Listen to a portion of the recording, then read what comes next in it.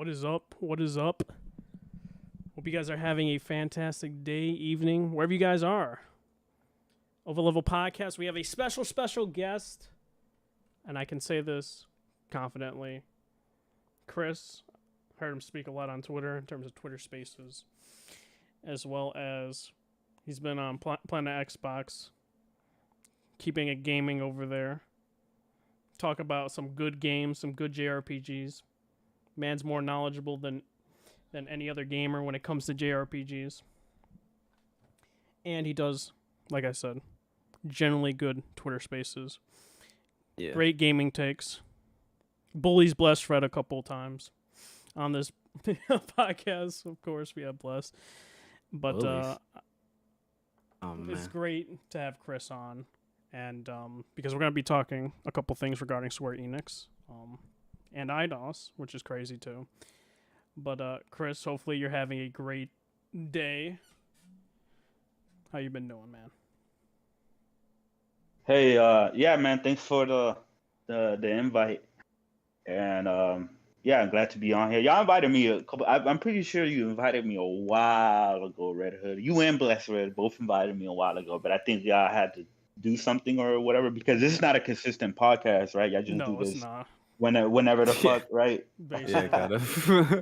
It's like on the fly, man. Like we didn't do an episode for like 3 weeks now, so whenever we got time, we do it.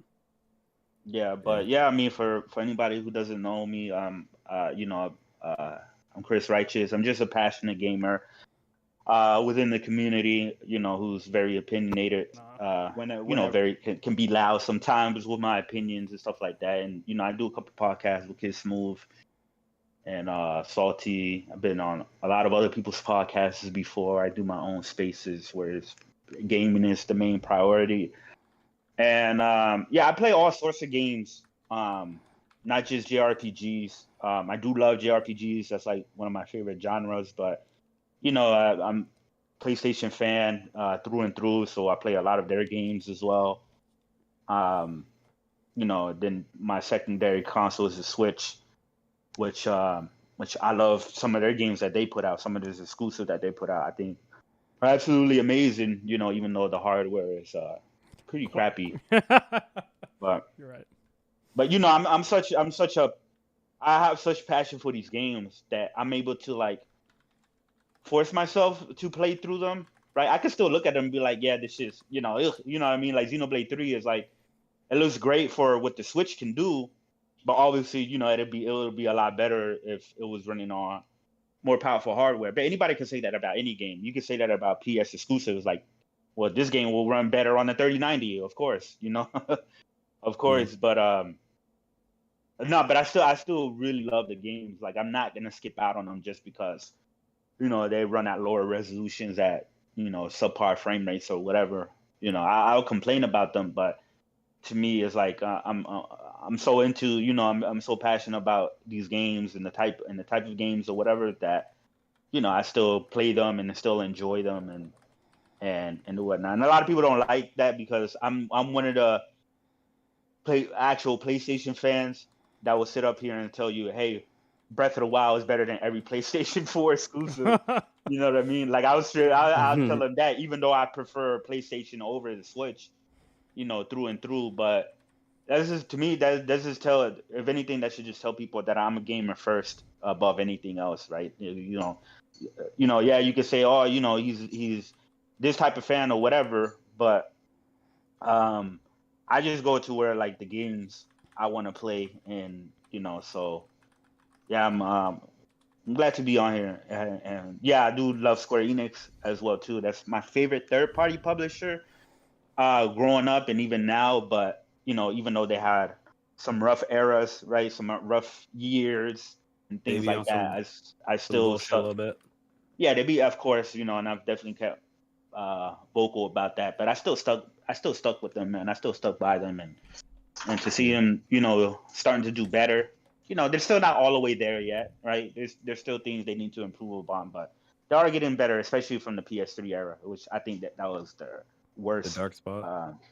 Yeah, but that was a dark era for Japanese gaming and developers in general. Like Capcom was doing a lot of bullshit with the on-disc DLCs, and Resident Evil wasn't what everybody wanted it to be at the time, or it wasn't going back to the roots. It was more like an action, third-person action game, and Square Enix was fucking up with like Final Fantasy 13 and stuff like that. Also, then at that point I just really started falling off of JRPGs because the ones that I was playing wasn't really touching me like that, wasn't really hitting me right, like Blue Dragon or anything like that. Xenoblade Chronicles 1 was pretty good, and then maybe like a Ni no Kuni, but that was about it from the ones that I played. And then when the PS4 era hit, once 2017 came around and Persona 5 came out that year, then Nier Automata came out that year, then Dragon Quest 11 came out that year, and then Yakuza 0 came out. You know what I mean? So it's like it was just banger after banger after banger that I was like, oh shit! Like finally they're getting their head out their ass, these Japanese developers, and so I'm all for it. Now I'm one of the most vocal people on here complaining towards Sony that they need to go back to not go back to, but they need to add on to their gaming portfolio was having first party JRPGs and more Japanese centric style of games like they used to have. I think now they can really do it and they can be successful, and it wouldn't be a Japan studio situation where they were just flopping every single game to come out of there. So yeah, this is a little background about me. Yeah, no, like I said, I respect your opinion a lot when it comes to Twitter. I just feel like, I don't know, this community in general, the last couple of days is shown a lot. Not really, people don't really talk about gaming. So it is what it is. Don't feel like talking more about that, but like I said, I respect you quite a bit because you keep it gaming. You have Twitter Spaces about gaming, and that's to be commended because a lot of people don't do that. So right, and that's what what's been irritating me a lot, because it's like, yo, it's like it's supposed to be about gaming. Y'all in this community with gaming, but it's like y'all talk about everything else except games. Even like certain podcasts, it's like they talk about the news and the politics surrounding gaming, but when it comes to the actual games themselves, it's like they don't talk about it at all. Like there's no like conversations or in-depth conversations or anything like that. So yeah, I always try to be the one that brings that discussion within the community. I try to do as much as I can when it comes to that, because a lot of people would sit there and be like, oh, this community is fucked and Spaces was a mistake or whatever, but those same people, I don't see them join any of my gaming space, but whenever there's a drama space, there'll be the same people that are complaining, the same people that are in the drama space as well. So it's like, what do you want? Like, you can't complain, and then when people are actually, talking about games, you don't show up, and then when it comes to drama, you do show up. So that happens a lot. True. Like I said, great to have you. It's gonna be interesting because, like I said, talk about some Square Enix games because technically the past couple weeks Square has been in the news. But before we do that, of course, we have Bless Red, Taladia, yo, and Alish. My main staple points for the podcast, my pillars, my enforcers of the podcast, so to speak. Glad to have them as always. Like we always do every podcast. The godhood. But what we do every time we talk about the games we've been playing, and Chris might slander me, so to speak, but majority of the games I have been playing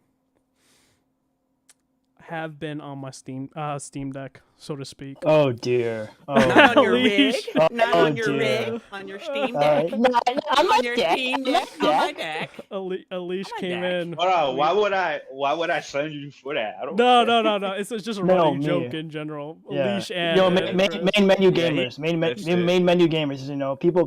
There are people on this. On this. Was it that main post menu that I made gamers. that I'm not seeing a lot of Steam Deck users actually post the games that they did. People on this podcast post menus of games like, I can't wait to play this, and then in the DMs they're like, I actually never played it on the Steam Deck yet. Caught red-handed, caught in lies. Nah, my whole thing was how would you catch me in lies without me actually saying it? I said it myself. 40 FPS. is the new 60. Oh my god. Bezels It's are not great. the new 6 60. inches is too big. No, 6 inches was too big 10 years ago, but now it's perfectly fine. Alicia, you sound so hurt right now. Dude, I'm exhausted. Oh, I'm a bit. bro. I'm just saying, honestly, bro. Like every time I see somebody like post a main menu of a game on Steam Deck, I low key mute them, like high key. I'm just like I don't need this. You're like, the X feature on Twitter, bro. I'm done with it. that X button on Twitter, You're the new X button now. I just press that every single time. Oh Bro. my gosh. Right, so you noticed that too, funny which as was fuck. what Yo, my I know this. what my post, which was what my post was about. Like, yo, I see a lot of these dudes, right? They'll sit there and they post pictures of the Steam Deck and they have God of War and Metal Gear Revengeance and stuff like that running on it. Oh, but you're saying that they weren't beating him? No, and I was questioning. I was questioning, right, from these dudes, right? I'm not saying nobody's doing that, right? I was questioning, like, yo, are these dudes actually doing entire playthroughs and beating these games on the Steam Deck, or they just, take a picture, take a video, and be like, hey, my Steam Deck, look what it's doing, and then they don't touch the game on the Steam Deck. So, because I do think some of the people in the community have been doing that and shit like that. I'm not saying nobody, because I'm pretty sure like a lot of people are beating a lot of indie games and JRPGs and stuff like that on the Steam Deck, but I don't see how people can do an entire playthrough of God of War on a Steam Deck and not on like their TV or their monitor, because to me, handheld gaming is completely different than gaming on a monitor or on a TV. I think the type of games are suited. There's two different type of games that are suited for handheld that don't translate well to TV or monitor and vice versa. Like I wouldn't want to play God of War on handheld. Even Breath of the Wild, I refuse to play that in handheld mode. But games like Triangle Strategy and Live Alive, 100% handheld. You know what I mean? I refuse to play those on the TV. So I was just questioning. It's like, yo, I see a lot of these dudes post these games up, and especially games that requires like fast movement, position movements, and like Metal Gear Revengeance. Since to me, it's like I wouldn't want to play that on a big handheld. I'd rather have like an actual controller in my hand so I can get a better grip on like action games like that. So that's where that post came from. I was like, I'm just wondering like what these dudes or whatever. I wasn't saying that nobody's not beating any games on the Steam Deck. No, not at all, because that would be a stupid generalization to make. That's I fun. I would say Revengeance on the Steam Deck sounds fire. No. No. Wow. How far are you in God of War? I mean, how far are you in God of War? Bayonetta is on the Switch. No one complaining like, oh shit. That game's shit. Who cares? I play. That's what I'm saying. Same type of fucking game, Goofy. Whatever. Yeah, I don't care about Bayonetta. The fuck? Brother. I'm saying it's the same type of game, though. No, here's the thing. It's like I'm not gonna play when I get Bayonetta 3. I'm not playing that shit in handheld mode. I'm playing that dock with a pro controller. But that's just me personally. That's the way That's you, yeah. Certain games. If it's like high action games, you know what I mean, that requires a lot of movement and precisions or whatever. It's like I'd rather play that with a more comfortable controller on the TV than play, on a handheld and things like that. But if it's like an RPG, right? If it's like Divinity Original Sin or Trails of Cold Steel, oh yeah, then those games are perfect for like a Steam Deck. Or if it's just like a slower paced game that doesn't require as much input, then it's right. It's, like I can't even, I played Super Metroid on my 3DS. Worst decision I ever made. I don't know why I did that. That felt so like clunky and like I just felt so like claustrophobic playing on a 3DS. And then when I played like AM2R, like any other Metro on my on a full controller, I was like, it was like a breath of fresh air. Like it was a huge relief to have like a game like that on a full controller versus a compressed handheld. So I agree with you on that. I mean, I would say, I'm not gonna play everything on it, but the games that like emulation of old games, I'll 100% play on it, and like indie games 100%, and like action games where I can get a consistent frame rate, yeah, why wouldn't I? That's just me. I don't know. I see no reason not playing like Bayonetta 3 in handheld mode, or Especially those Joy-Cons, like those Joy-Cons are fucking horrible. Well, you're talking about like the Switch. buttons? Well, the Switch is terrible, but in terms of the Steam Deck, that's why the Steam Deck's controls. What I are like great. is great. like I haven't. the buttons feel good. The only thing I complain is it's not as good as a D-pad compared to like a PlayStation.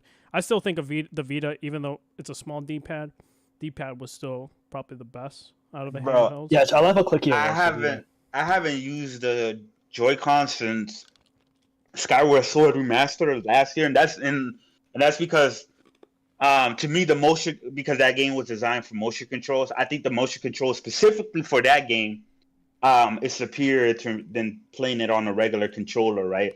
That doesn't mean that I want all the That's games to be fucking- motion controls. No, I don't like motion controls in gaming that much, but specifically for that game, yeah, that's when I use the Joy-Con. But when I'm gaming on a handheld, no, I got one of those Hori pads, right? Well, it's not from Hori, but I think it's like OVO or some shit like that, right? But it's like a Hori pad. That's what I use, and it has way better grips and better, I think it's the analogs one and D-pads. you might have Yeah. recommended. I might have actually got the one you're talking about. I think it might have been like the Damon X Machina ones that they had. No, they get a it's the brand is let me see it. Because I think I might have got the Damon X Machina. OTVO or OIVO or some shit like that. Mhm. That's the brand. I got it from Amazon, but it had a lot of great reviews. But yeah, so far it's really good. Like the grips feel good. The analogs are pretty, or a lot bigger and feel better. The D-pad feels way better and stuff like that. So I highly recommend it. The only thing that I would say that the Joy-Cons have over it is the HD rumble. Like the rumbling is not as good as the Joy-Con HD rumbles, but that's what I use when I game on a handheld on my Switch. Mhm. That's what I use, and then when I game on the TV, I use the Switch Pro controller. So I haven't used mine, and plus my Joy-Cons have stick drift as well too. Yeah, same with mine. Same with mine. My Yeah. left one does. I don't Actually play has it. drift. Yeah, so I don't even touch it. Yeah. I was gonna Drift, say, baby. It's- because we kind of went fucking off topic, but it's still good nonetheless. I was gonna say like for the games though, because I mentioned the Steam Deck. I knew it was gonna be brought up. Still Yo, funny fuck the Steam Deck. regardless. Because That man there is were a some games I hater, was bro. never gonna try though. To be Fuck. fair, like GTA 4, like I was never gonna try that, and then I just tried it on the Steam Deck, and I was kind of grateful that I did try it on the Steam Deck My deck. because the cutscenes Yes, sir. for GTA 4 are kind of ugly. Like I'm pretty sure they're pre-rendered and all that, so resolution-wise, it's not gonna make a fucking difference when it comes to pre-rendered cutscenes and whatnot. Mhm. But like overall, like that game, like I said, it's like 58 to 60 FPS. And it's cool, that game's cool. Like overall, like I feel like physics-wise, actually better than GTA 5. Surprisingly, like in terms of like car handling and whatnot. Oh, absolutely, absolutely. And playing that game, I also feel that they would never be able to make a game like that and release it at this like day and age. Absolutely not. With Best stuff GTA. I was hearing, GTA 4, no, absolutely not. Oh, It's the man. best GTA, bro. It's the best one. I don't disagree so far. It's pretty cool. I think That it's better story? than I think it's Fire. better than 5 story. I can say that. Yeah, 5. Yeah, the story of 4 is one. It's like But I'm magnificent, saying that It's there's fucking no awesome. way that they can make a story like that and like re-release it No. now. There's just no way. No.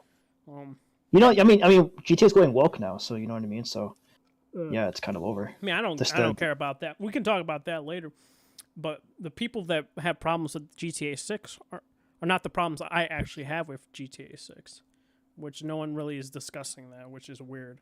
And I'm like feeling I'm the only one bringing that up, or only very few people bring it up. But like I said, Cold Steel, playing it, I'm really digging it.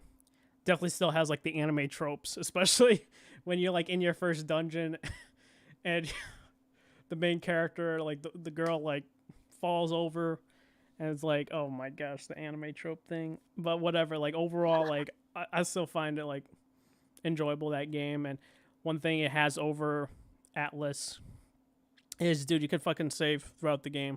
You don't have to go to a checkpoint. You can continuously save, which I kind of actually like that aspect to it. And I've been playing Multiverses. Very On fun. the Steam Deck. I've been playing it on the Steam Deck too. BK Born. Shout out to BK Born because the dude wanted me to go on my computer, and I'm like, bro, it's like 3 a.m. I'm tired. I'm not going on my PC. Fuck that. Perfect time. Use the Yeah, Steam Deck. eventually I do want to get a Steam Deck. Because there's a lot of like Another indies conversion. and RPG games that either don't come to the consoles or the Switch or whatever, or they take a long time for them to come. So there's enough on Steam to where I think the Steam Deck will be justified. When I get one, I have no idea when I'll get one, but Yeah, I mean, eventually I do want to, get one. So maybe the next iteration, maybe one that's still in similar price but better specs or whatever. So who knows? I don't hate Steam Deck. This is for the record. I don't hate the Steam Deck, right? You just It's hate kind of the it's kind of people, it's kind don't of you? no. Like It's you kind of do, it's kind of like the but PC I don't gamers know. that like buy PlayStation exclusives and then never play them. They just post the main menu, like they never play them after that. It's the same kind of thing, you know what I mean? Like it's like they're just bragging for the sake of bragging. They don't really play the games that they're What do you mean? claiming They to brag play them. about. No, how about you God of War and Steam Deck Blast? God of War, bitch! I beat it like 4 months ago. What the fuck are you On talking Steam Deck? about? Is it on Hello? Steam Deck? He Sir, didn't have a talking Steam about Deck God 4 of- months ago. He didn't have this. Yeah, he didn't have it 4 months ago. Are you talking about 2018 or the Yeah, he's talking the about old 2018. one? I'm talking about the one you posted on Twitter on the Steam Deck. You were like, finally got it on here. God My of War. nigga, I'm playing multiple games right now. I'm playing Industria. Oh yeah, What you the weren't fuck? here when I said that. Yeah, I'm Sir, playing Industria. All right. I mean, man. like, and I also started Live Alive. I'm playing Live Alive on the Steam Deck. Oh, I mean, I'm posting pictures of games that I have. I need Mm. time to beat the fucking games, my nigga. Like the fuck, I work, my nigga. that is true. What do you Everyone mean does work? What do you so- mean I work? Oh, You want me to Alright. just have all the time in the world to just play whatever the fuck? Mm. I didn't know. that's true. I didn't know But- I have that type of time. If you look, I only post main menus of games I'm actually playing at the moment. All right, that's just me. Cool You know what I mean? story, So man. That's cool. That's a cool story. That's you. Why are you getting mad at what I do? I it's not that mad. It's just like why, Because I can. It's my I'll Twitter get- account. and I'll make fun of it. I was mad. And I'll make fun of I Anyways, it. was mad. so the last game I've been playing, I kind of put it down for a little bit. Final Fantasy X. I literally giving this a try yet again, and I feel like I'm in the halfway point. And I don't know, man. I don't know if it's the voice acting that's off-putting to me. Like, Did I you know laugh? Like the laugh? Shut up, dude. I think honestly, like, I get it. It was the first. I could be wrong. Chris can, correct me if I'm wrong. It but would no. the It is the voice acting, first. right? Yeah, it was the first voice actor Final Fantasy. So game. like, Then? and the thing is, I was looking up Yeah. these actors and actresses, and the person that plays Titus is the same voice actor that plays Obi-Wan Kenobi in the Clone Wars series. So I'm like, there's no way that he's a bad voice actor. I'm just gonna chalk it up to the voice director at this point, because I get. super I like. But you gotta understand, yeah, it was What's like you that, said, it was the first voice acted Final Fantasy game, and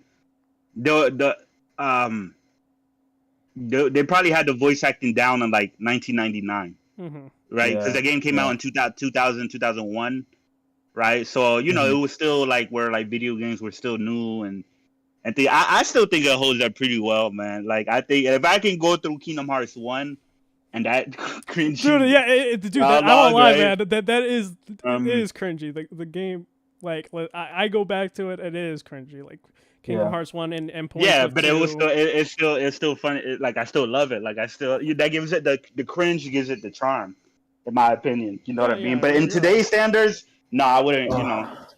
And luckily, a lot of voice acting has gotten better, even in JRPGs. Like right now, I'm playing through Xenoblade Chronicles 3, which is really, really good. Is absolutely amazing so far. I wanted to bring that up, and we can bring it up now, and then after that, go to everyone else's games played. I'm coming from, I like Xenoblade Chronicles 1. I actually did. Voice acting wise, not that great. I played Xenoblade Chronicles 2. I'm gonna keep it real. I didn't care for it. Like I didn't like it compared to 1. Legend of Torna. I think that's how you pronounce it. I bought it on cartridge. On No, it's Torna the Golden Country. Yeah, so, and then all I remember was, I think I was near the end of that, and it was kind of a grind fest. Like, you gotta do all the side quests or something like that. Last I recall, and I think it was so off-putting to the point where I was just like, yeah, I'm not playing this. I was like burned by 2, and then this. But then everyone's saying this is the return to form for Chronicles 3. I know some people love 2. I just didn't care for 2. I don't know. Yeah, so Otherwise, I it was good to me. played the first game day one when it released on the Wii, when they finally came to North America, right? Because it launched in Japan, I think it was 2010, 2011, I think it was. And then the next year it launched in Europe, right? And and it had English voice acting, right? It had the British accent or whatever. And for some reason, Nintendo of America, they were refusing to localize it because I don't know. I guess they thought that us Americans wouldn't be into it or anything like that. But when they finally localized it, because I remember there was a big deal about it. And this is when I first started watching like YouTube, like content creators. I was always watching YouTube, but I'm talking about people who were actually talking about PlayStation, Nintendo. And I remember watching Dark Cloud, and he was bringing up Operation Rainfall, and I was like, "What the hell is that?" And it was this whole thing where they were trying to localize 3 Japanese games over to North America, which was Pandora's Tower, The Last Story, which is a game made by the creator of Final Fantasy, and then the third game was Xenoblade Chronicles. So when Xenoblade Chronicles finally came to the States, which was only available, I think it was in GameStop at the time. You can only buy it at GameStop. I played it and I was like, "Oh shit, this is actually pretty good. I actually enjoy it, whatever." So when I got the Switch, because I skipped the Wii U, so I didn't play Chronicles X. When I got the Switch, and they came out with Xenoblade Chronicles 2, which was within that same year that the Switch released. I was like, "Yeah, let's get it," right? And the day it came out was the day I went to Florida. I went, I was going to visit my family, so I bought it digitally because usually all my Switch games I buy it physical. So I bought it digitally, right? Expecting I'm gonna love it and stuff like that. And honestly, I played like 10 hours. And started again and put it like another couple hours, and I couldn't get into it myself. Like I couldn't get into it myself. It was a slow start, and I don't know. And the resolution, like I said, I'm not that snobbish to where it's like, "Oh, this game is right now low resolution on Switch," and so I just refuse to play it. Now I still play it, and my eyes will still adjust and get used to it. But it was so bad it was actually giving me headache and motion sickness. Like I'm not even kidding.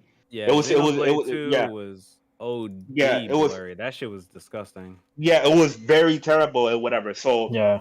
picking up Xenoblade 3, right? Which I got it day one, which is crazy because I pretty much all the mainline number ones I bought day one.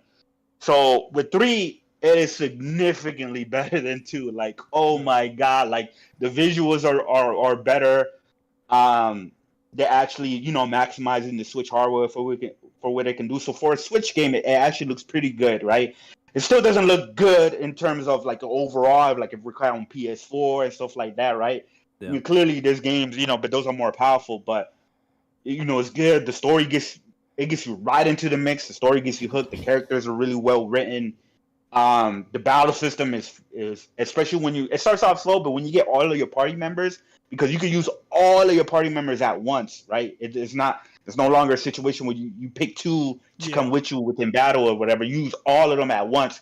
On top of that, on top of the Ouroboros transformations where you get 2 different kinds of Ouroboros transformations, on top of all of the classes that you can equip. There's like 20 different classes or something like that. So are blades, because I know it's in different games, right? Blades are like the actual sword and whatnot, and then 2 blades were like basically what, Pokemon or whatever. The equivalent of Pokemon, and then 3. So are blades just weapons again, or is that no? There's no blades in this game. What's in replace of that are the classes or the different hero classes and character classes, but you can equip any character with any class at any given time, right? And obviously some characters excel better as certain classes or whatever, but you're gonna want to constantly switch because you rank up those classes, and once you rank them up to like a rank 10, you get permanent moves that you can carry over onto other classes that you can equip onto the other characters. So it's like similar to like a Dragon situation where you'll get permanent like status. I haven't played Like a Dragon yet, so I wouldn't know. Which I'm gonna play that soon, but I haven't played Like a Dragon yet. But it's pretty in depth. It's good. It's not as complex. At first, you may feel like there's a lot of mechanics and it's overwhelming, but the way the game eases you into it and the tutorial and stuff like that is pretty spaced out, and they do a good job at explaining these things to you. Definitely way better than Xenoblade 2. So, yeah, I mean, if you enjoyed Xenoblade 1 but didn't enjoy 2, I would still highly recommend 3 because 3 is you'll notice the difference right away. It's way different, and plus, from what I hear was Xenoblade Chronicles 2, right? Not only was it like a launch window game for the Switch, but it was ran by the B team. And yeah, they had because like, they were and it definitely was only trying by, to like, push like yeah. the Mithra and Pyra because they did what they did with those character models because they were trying to sell it like hardcore to those type of individuals. Because one didn't feel like PC that. gamers? Shut up. One didn't feel like that. They sold it because like this is a JRPG. Everyone's gonna like it. Whereas Yeah. two, it was like, oh, here's Mithra and Pyra. We're going to focus on them in terms of marketing because people like The same waifus people, and whatnot. yeah. So the main creator and the team behind one, they're the ones that are doing 3, and then with 2, it was a different team, and they were actually understaffed as well too. I don't know why. So it's a completely different team. So it's sort of like the Souls games, right? You had Dark Souls 1, Miyazaki, and then Dark Souls 2, which was the B team, completely different one. And then right after that, you had the masterpiece that was Bloodborne, which was by Miyazaki. It's kind of like the same situation where you got the A team, they did really good with the first one. The B team, it was hit and miss for certain people. Some people really loved to, other people didn't like it, like myself and Red Hood. And then you got the A team came back, and you see the significant difference. It's just way better. It's even personally for me, Red Hood, I'm liking this game better than the first game. Yeah. Personally, Okay, I'm I gotta 35 ask for I'm the 35 first Switch though. Because 35 hours in. if I by the remember, way. Chronicles 2, I'm trying to remember. I think that thing was blowing so hard, like in terms of fan. How's the fan on Chronicles 3 for the Switch? Honestly, I think it's been quieter. Like I haven't seen as Really? much on my timeline. Yeah, I don't think. I mean, just like based on my timeline, there hasn't been as much on 3 Okay. as I remember with 2. But maybe also because like Smash like kind of prolonged it as well with 2, since like they're in Smash now. So maybe that's part of why I see more 2 generally than 3. But yeah, I don't see it as much on my timeline. I'm actually been seeing way more at 3. Oh. I've seen way more new people try out Chronicles 3. I see people with the same situation as me, like, yo, I didn't like 2, but I'm giving 3 a shot, and they're absolutely loving 3. So, and I think 3 already broke its sales records in Japan. So we haven't got the worldwide sales yet, or how well it's doing. But it's already breaking its records sales. So I'm pretty sure 3 is. Well, no, 3 is going to sell a lot more than 2 because 2 came out at the time at the beginning of the Switch. Now the Switch is at over 110 million. And we're starting to see more word to mouth. It's 89 on Metacritic, so it kind of lines up with the first game. I think 3 is going to be way more successful than Part 2 in terms of sales and people playing it. Yeah, while you guys are talking about it, let me just go ahead and download it on my main PC because I was watching some gameplay for the Steam Deck Sir, version, did you buy and the I game? did. I Buy the game? and I was like, nah. Did you buy the game, sir? They gotta wait for Vulkan to work. The reason the performance is so busted is because Vulkan's not working. And buy what? What do you mean buy?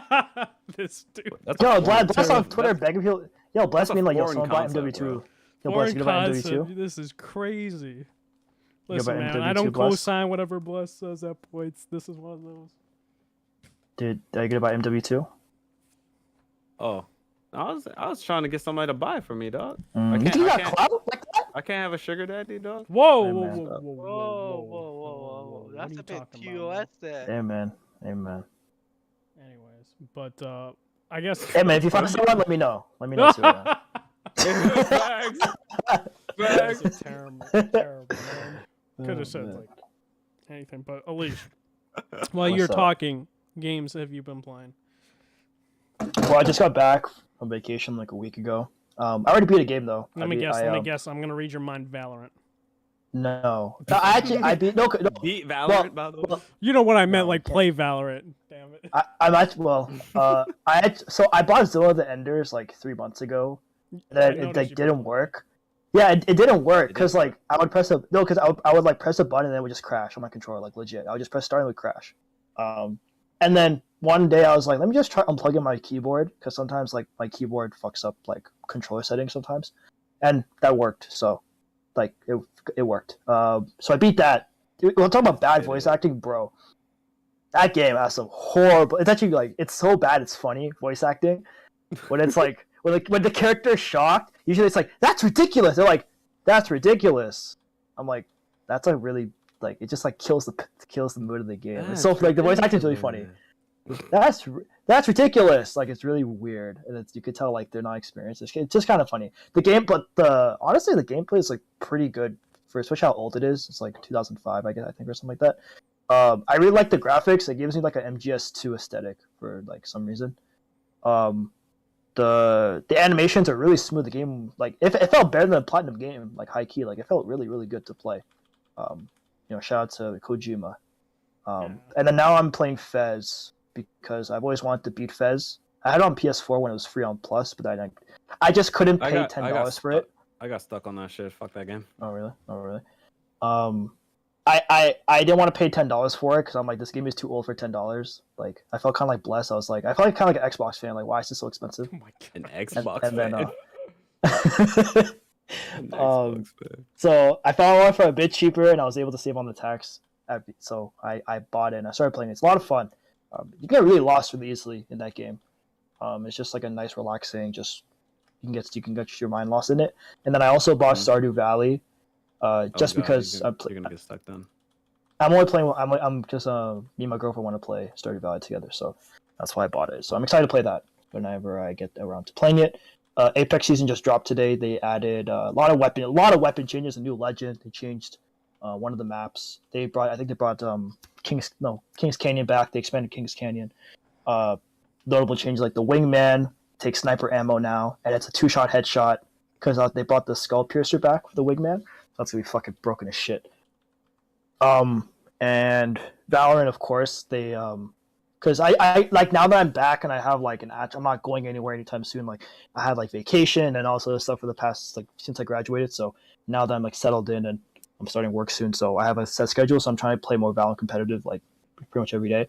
And then I'm also trying to get into CS:GO a little by little as well. So Dude, people, sweaty, my guy. Bro, people saying out here there's no multiplayer games to play, bro. I'm juggling between multiplayer games right now. Yeah, people be capping, bro. Yeah, a little bit. I mean, there's always the old stuff that people don't want to go back to or don't talk about. Also, yeah, I think the free to play. I think multiplayer now, like I don't know the hot take, but multiplayer now is better than it's ever been, in my opinion. There's a lot more variety, a lot more ways to play multiplayer games. Back then, it was just Call of Duty, was just cannibalizing everything, and all the other multiplayer games tried to be like Call of Duty. And that there was like a little bit of like 2013 to 2016. It was like a bit of like a lull. There weren't really much. Either the games were broken, or like they were incomplete, or they just didn't hit their stride yet. And Call of Duty just sort of fell off. Battlefield was fucked. And then 2016 started when things started coming back again. So I think now multiplayer is in a very, very good place, and there's lots of things to play that are free to play. Battlefield is absolutely still fucked. Yeah, but like now, back then it was like if Battlefield's fucked, you didn't have that many options.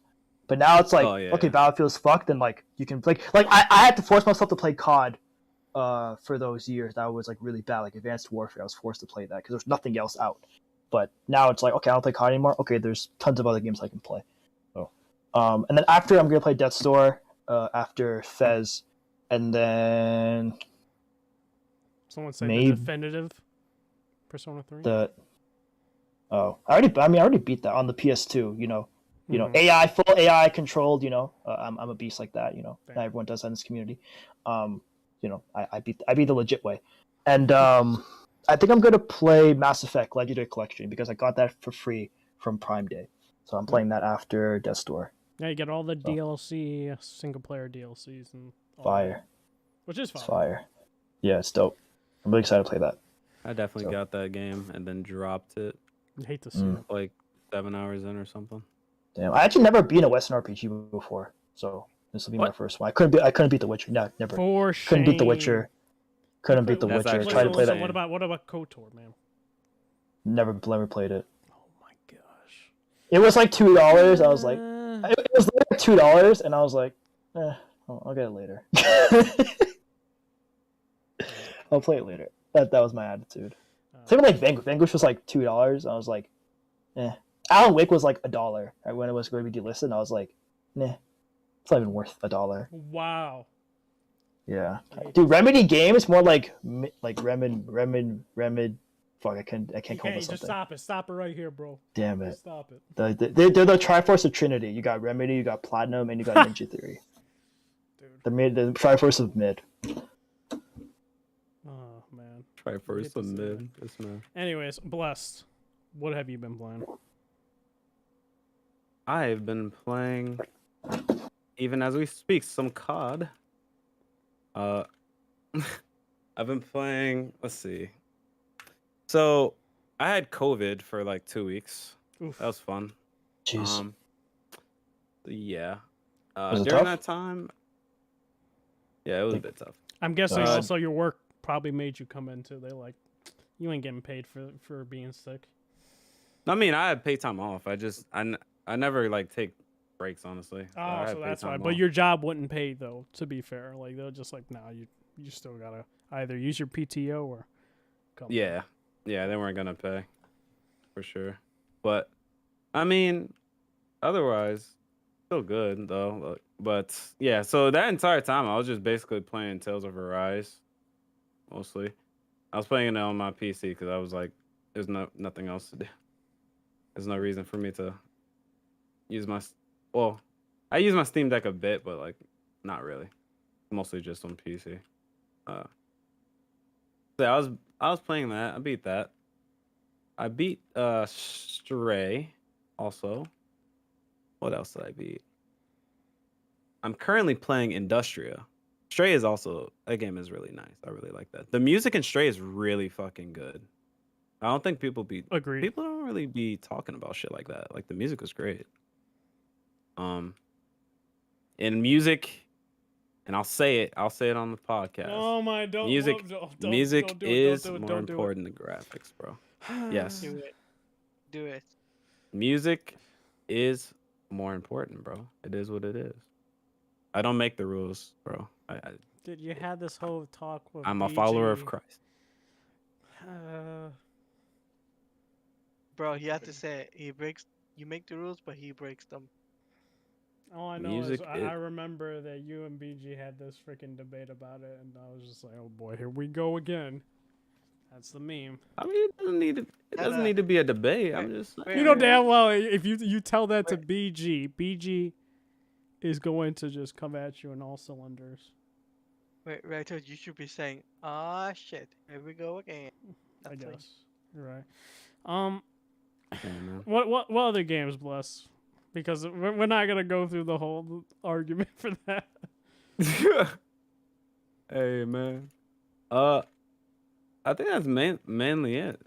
Okay. COD as a multiplayer. Been playing Industria. It's a cool little indie game. Has its quirks about it. Oh, I beat Tiny Tina's Wonderland as well. I don't know if I talked about that last time. And I started Live Alive. The game is pretty cool. Playing that on the Steam Deck. There's like multiple endings. The game is pretty cool. I still need to play that game. I had just never played it. So. Nah, it's not multiple endings. There's seven chapters, and each chapter represents an era, right? So like it goes from like prehistoric to Imperial China to Edo Japan. Yeah. I know somebody was saying that, like mentioning what you were mentioning, and I was assuming it was like different endings. I was like, Wild West, but each was talking about it. Well, no, it's because each one is his own self-contained story. Oh, okay. Yeah. Right. So yeah, I mean, there is multiple endings and stuff like that, but it's like each one is his own self-contained story, has his own gimmicks and its own mechanics to them, and there's some where even within the chapter you can make choices to get different outcomes as well too. It's really fucking good. I love it, man. I highly recommend it, man. This shit is amazing. I got like 2 chapters left, but all the chapters that I played so far have been amazing so far. I love the Wild West one. The dialogue of the Wild West was to me is like the most hilarious one. Oh yeah, that game is funny. And that music is also really fire too. Yeah, the music is pretty good. The boss. The only thing I don't like is that all the bosses have the same music. Oh really? Yeah, that's the only thing. I was like, I wish they would have switched it up, but other than that, the rest of the music is pretty good. Even like different characters, same music, it's like same boss fights. Maybe with different characters. Sorry, same music. Yeah, it's different boss fights, right? And each boss fight like has their own little different gimmicks, right? No, it's the same music regardless of like the character you pick. Yeah, but it's usually Okay. the same boss music Okay. for most of it. Okay. But I didn't know that. Yeah. All right. So that's it, Blessed. Yeah, that's all the it. games you've been playing. All right, cool. All right, Talade, what have you been playing? Final Fantasy VII Remake. Good game. I've just got past the ghost part. You know when you face off against Yeah, the yeah, big yeah. ghost. I know which one you're talking about. Yeah, you're getting closer. That I've so The you're in Ghost Train? chapter The Ghost Train. Yeah, the Ghost Train. or chapter 11. I'm on the ghost train part. I can't remember which chapter it is. So I've been playing that. I'm really enjoying it. I just didn't like one part of that game though. Which one, dude? If you're hating on the dancing portion, I should just No. mute you. Cross-dressing, the whole cross-dressing Dude, thing. you're muted. You're muted. I swear. No slander I when it mean- comes to that. I mean, No, why can't he hit on it though? Hey man, listen, bro. Oh. That was from the OG, bro. What do you want? no, Weird, I brother. mean, I get where you're Little bit. coming from, but for me, it just really put me a little bit At least off. you just didn't get the deodorant and all that. The deodorant. Yeah, What, the OG deodorant? game, you get literally, you have to like do some of the like, I want to call it side quests, right? No, they're like little side things that you can do that you'll get different dresses, and depending on which dress you get, it'll like determine who Don he Cornell chooses, yeah. chooses or what that. It's like that in the remake as well, where you can do different things and you'll get a different dress depending on what you did. Like if you do all the side What the hell? missions with a certain chapter, you'll get like the best dress for Cloud or something like that. And the same thing with That- Eric.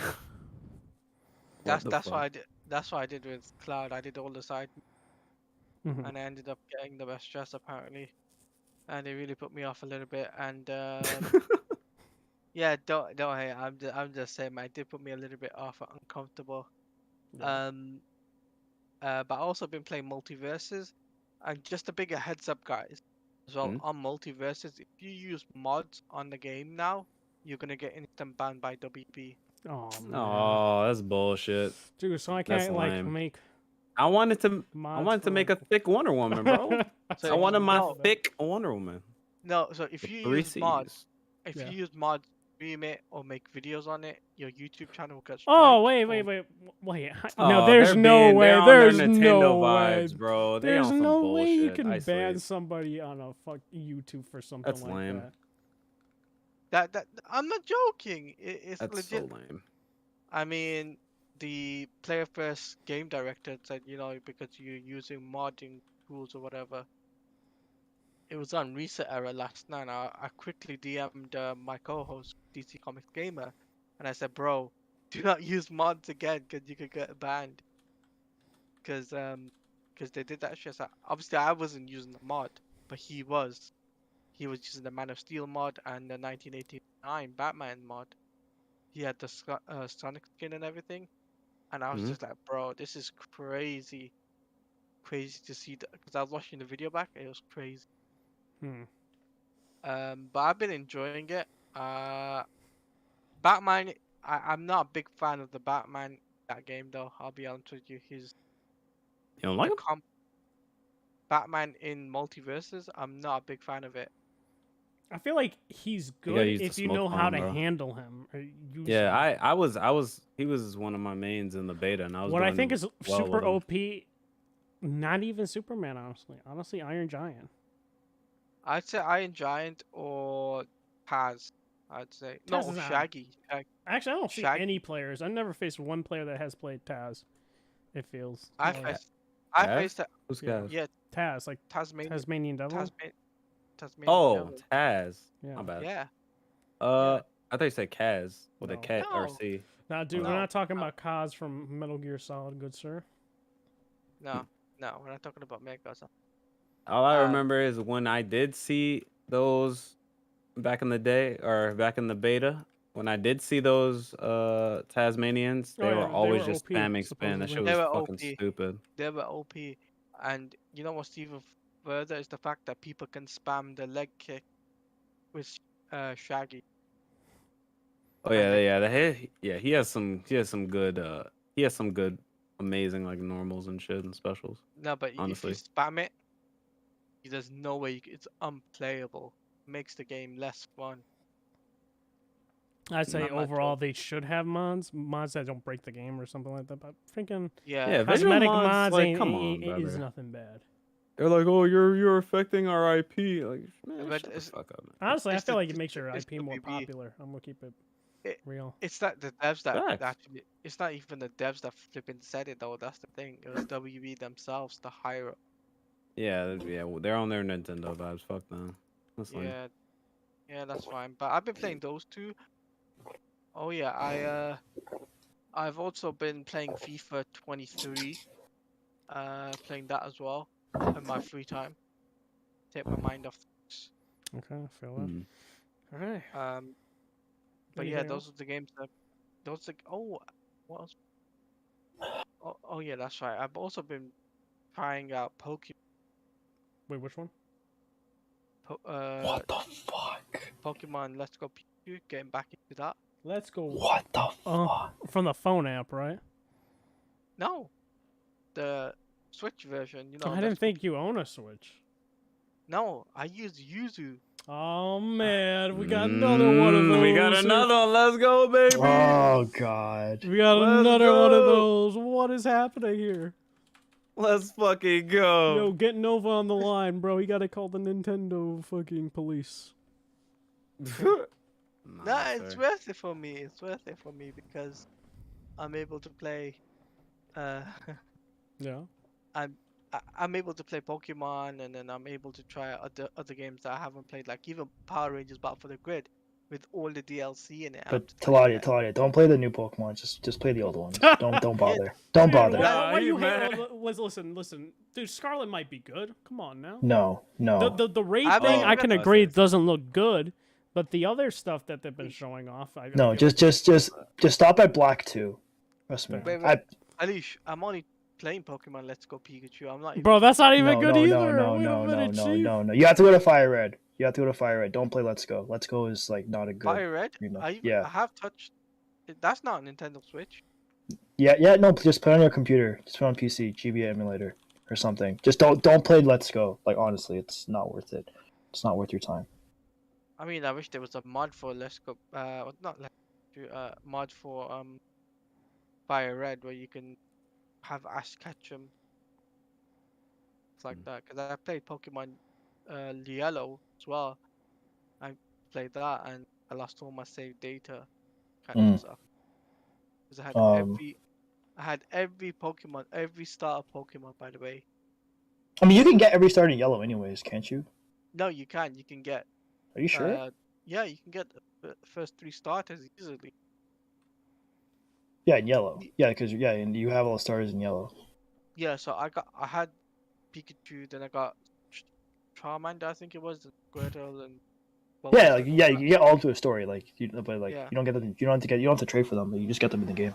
Yeah, you get them in the game, yeah. Yeah. And then I got up to the part where Snorlax is, and then Okay. my game corrupted. Oh, I that's was just annoying. Like, that's annoying. Wait, like, and do you remember how many badges you had? Like, were you in like, did you have 3? Yeah, I was well into it. I was Okay. like 4 or 5 badges. Okay, so you're probably okay. I know where you were then. Okay, Yeah. but trust me, as like I'm a Poke nerd. Like at heart, Pokemon's my favorite. Who's the My biggest IP Pokemon of nerd? all time. You or Nerd. Nev? You or Nev? I think Nev is. He Nev goes to is. completionist, but like I play like more. I definitely play more side games than him, like Mystery Dungeon and Ranger, and I definitely play more side games than Nev. But I would say like in terms of completionist, he's definitely. I don't like doing that stuff. I just play the story and like I just stop there, pretty much. Yeah. So as someone who's like a big fan, I implore you, like, don't play the new ones. Like, just honestly, like, don't waste your time. Just play the The old only reason- ones. the only Don't reason why- waste your time. The only reason why I played Let's Go Pikachu was because I wanted to see the huge difference, right? I wanted to Mhm. see experience it for myself. Yeah. And there was a huge difference, obviously. Yeah. And it was a female Pikachu and not a male Pikachu. I was really pissed off about that. Right. I feel you. Yeah. Facts. I was like really What the pissed off. fuck? I'm just No, like, I'm- what the fuck? No, in Pokemon, I'm definitely sexist. Like I don't use female Pokemon What because I the think they're fuck? weaker. No, I'm not joking. I'm actually not joking. I only use male Pokemon because I feel like female Pokemon are weaker inherently. I always thought that when I was a kid. I No, still because- can't get it out of my head. Because in the What adverts, the in the adverts for the game, they had male Pikachu, right? Mhm. For the game. Mhm. But when you play the game yourself, it's a female Pikachu. I'm just like, what the That's fuck? false advertising, bro. That's false My advertising. brother in Christ, I've never heard such a thing. It's And just- and I also people say like when you don't press buttons, it doesn't matter if you press buttons when you throw your Pokemon out. I still press buttons, even though Oh I my know it's not true. God. What? Dude, but like- Wait, say that again. So like when you throw a Pokeball, right? Yeah, you're supposed People to say like it used to be makes the you rumor that when I catch was a you, kid, makes it yeah, catch it easier easily. to catch you if you press It's buttons. capped. You press Yeah. buttons. So but like that's not true. So then like, but even now like I know it's not true, but I don't care. I just still do it because like Oh my god. You need counseling, bro.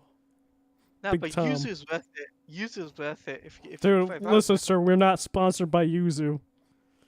Oh yeah. This Wow. podcast is me. not Oh, yeah, sponsored by bro. Yuzu. Yes, sir. Yes, Shout out to sir. Yuzu and Ryu Jeans. Yeah. This is The crazy. best in the game. Yeah, we shout out to them. Anyways, we're going on to That's the the- topics at hand. That's the game. That's the game. So, before we go into the other ones, we're going to talk about Gotham Knights. It took a minute. We Oh, got no. the gameplay showing. They're already Oh, trying to no. hype up Red Hood again, Yeah. even though they let us down repeatedly. I don't Well- care. Listen, they're going to have the Red Hood trailer, and I'm going to be watching that on stream. And you're going to know my thoughts on. But Gotham Knights, they had a 15-minute gameplay demo, or 14, I don't remember, around that 16-minute ballpark. demo. 16. All I can say, what a travesty. What an absolute That travesty of gameplay. that game. That game. Those cutscenes looked. Dude, it was awkward. In the beginning, it Terrible. was like, yo, in the it was just like, writing. let's cycle through the characters. And it was just like, it's so awkward. And I was like, what is happening, man? And then after you select, it's this like long, awkward pause. And then it just goes up to the sky and says Gotham Knights. I was like, oh my word. What can I say? The thug dialogue garbage. It's like, dude, I'm gonna put fire on the grass and no one's gonna mow you anymore. I was like, what? What? It's like, yo, I'm a professor of fire, blah blah blah. Did you know like 400 something degrees Fahrenheit, blah blah blah, or Celsius? I was like, dude, what is happening? Bruh. Like, if this is what we can expect from thug dialogue, I don't know what we can expect when it comes to actual like story dialogue. Because if this is not good, which is easy to write good dialogue for thugs, what can we expect by the story? And then Barbara's voice acting is garbage, like really garbage. And then they tried to like highlight it more with a new clip with her and Dick Grayson, and I was just like, yo, this is actually horrendous. And they're like, well, this happened in the comics when they talk about his like ass, and I was like, dude, that run was garbage when they did. So it's like, bro, I don't care. I don't care if it's in a if it's in a bad run of a comic, is a bad run. I am sorry. Like, no one cared for it. So like, I'm just like, I'm done. I'm tired of the game. You got Budro telling me he's gonna buy me and gift me the game, and I'm just like, do you really want me to suffer playing this game? Yeah. You know the original plan was for me and you to co-op, which is fucking hilarious. Yeah, now you're thinking twice about that stuff at this point. They need to do a buddy pass type shit. That's what they need. They need to do a It Takes Two buddy pass. Yeah, I'm just super disappointed. Combat doesn't feel fluid. I don't know what to say really. And it's like, then when they showed her like walking like off a ledge or something like that to go to like Kirk Langstrom's like laboratory, dude, she like walked 3 steps off of it, and it like the animation looked garbage. And then I didn't notice this, but I rewatched the footage after she beating up the thug, and she like goes towards the camera, walking towards the camera. For what reason, I don't know. Dude, her face is static. Her face isn't moving. Like how in the Arkham games where you're like moving Batman and his like eyes move around and stuff like that. It's just like, and his facial expression will be like slightly different. Her face is static throughout the whole thing. And I'm just like, Bruh. wow. Ass. $70, by the way. Not on I know PC for though, sure. but I'm not paying. I'm sorry. $70 On consoles. PC is 60, but I'm still not buying on PC. $70 anywhere is OD. Oh, That's why, man, like, they- I'm saying I made a bet. Shout out to Nubis. The bet is that I'll buy him a game if the game scores an 80 or above. If the game is below an 80, he'll buy me a game. So that's the bet. Man. I don't know, Chris. What do you think That of game- Gotham Knights? Because I don't know if you're a big, DC or superhero fan or whatnot when it comes to that. Well, no, I mean, I like the Arkham games a lot. From what I've seen with Arkham Knights, it looks mid. Dude, I'm saying It doesn't. that. For it being a next gen only game, and like if it was like cross gen, like I could understand it. But Yeah, it being a maybe. next gen only game, it doesn't look like a next gen only game. It doesn't look like anything like, and maybe it's because it's on the Series S as well, which is like a stopgap between last gen and this gen. Nah, but, that game is just fucking ugly, bro. I don't That know. game I'm is just just kind of. fucking ugly. They're like, nah. Because next gen games, all next gen multiplats are gonna have Series S in mind, bro. That's not what's holding it back. I promise you, Chief. No, I know. And Well, that- to me, it doesn't. No, I don't think it looks ugly. I just don't think it looks next gen at all. Dude, it doesn't look better Like than it- Arkham like- Knight. I don't think. Like graphically in it looks- any It in any doesn't, bro. capacity. The gameplay looks way slower than the Arkham games. Yep. It doesn't look as smooth as the previous Arkham games and stuff like that. And this is from the team that did Arkham Origins, which Arkham Origins was a really good game. But So, also, I don't know- like Chris, like a lot of people don't Bugging. realize this. Arkham Origins. Yeah, I didn't care for it, but Nah. Chris, a lot of people don't That game realize was a lot bugging of the shit. former Assassin's Creed devs went on to work for WB Montreal, and like Oh, you start to see the fantastic. similarities between Yeah, like so- like the new Assassin's Creed games with Gotham Knights very much in terms of fluidity feels similar to those games. Yeah, so it's definitely a skip for me, and I'll probably get it like later on or something like This man that. says like when it's $20. When it's Yeah. $20, or if it ends up his way in like PlayStation Plus or something like that. All right, blessed. You don't want to co-op it no more? What's up? Nah, Cool. you know what's crazy? It comes out. When does it come out? Does it come out the 27th? Oh, I think dude. it's supposed to be 25th, the but 25th, I know. a couple days 25th, before COD, right? Yeah, 25th of October. Yeah, which is 3 days before Bayonetta 3 and 2 days before Star Ocean. So yeah, I'm definitely not picking it up. Nah, Oh. honestly, man. From the I don't even think I watched every single showing of well, not every single showing. I don't think I watched all the showings of cutscenes and stuff. That It they looked- put it out. I looked put out a good. couple. I saw a couple, Yeah. and it was like, Yo, but the first gameplay showing, which was Batgirl, it actually looked good. Like it I actually thought it looked looked pretty. well, I No, thought. the Batgirl one, the very talking about the first Mr. one. No, Freeze I know, one. I know what you're talking about. But and I after thought it that was a one- bit, I thought after that was that a bit one- sus too. No, after that one, it was like once they started showing like Red Hoods and Nightwing. Nightwings, gameplay and things like that. That's when I started losing interest fast. For me, I always thought it was sus, even from that one, because they were showing what do you call it? they were showing the game has fucking number values now. I'm like, bro, what the fuck are you doing? I felt like Mr. Freeze didn't do anything during that boss fight that they showed. Yeah, and, Because it's an action RPG looter now, so that's why you see numbers. trash. Exactly. In other words, So it's essentially it's like- there's Assassin's Creed Odyssey it.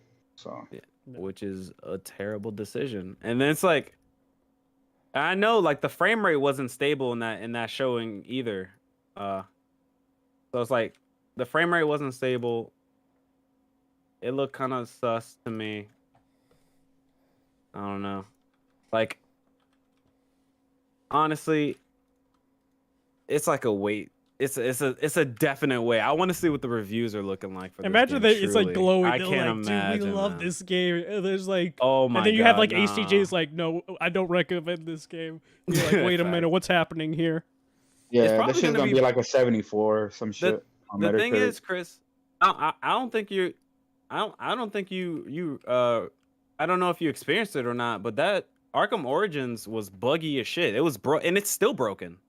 It's literally still broken on PC. That game is just released broken. Well, yeah, on PC, like even Arkham Knight's Oh. PC was fucked up, right? But the console, That one's Well, that port had a reason to be fucked up. They gave them like a month or so, and Yeah. it was like 12 But people the working. thing is, I experienced a bug in the PS3 version of Yeah, Arkham Origins when the I console versions grappled. were broken too. When I That's what I'm saying. grappled onto a certain, I don't know what it was, like a certain building, I could not like jump down or get back up. Like. It yeah, was I don't weird, know. and I had played to, the like, close game. I played the game much later, so I didn't. Yeah. I didn't get a whole too many bugs in that when I played it. So I don't know. No. But I Yeah. know WB ports have been really buggy with the past couple of releases. So that's why I'm kind of like concerned about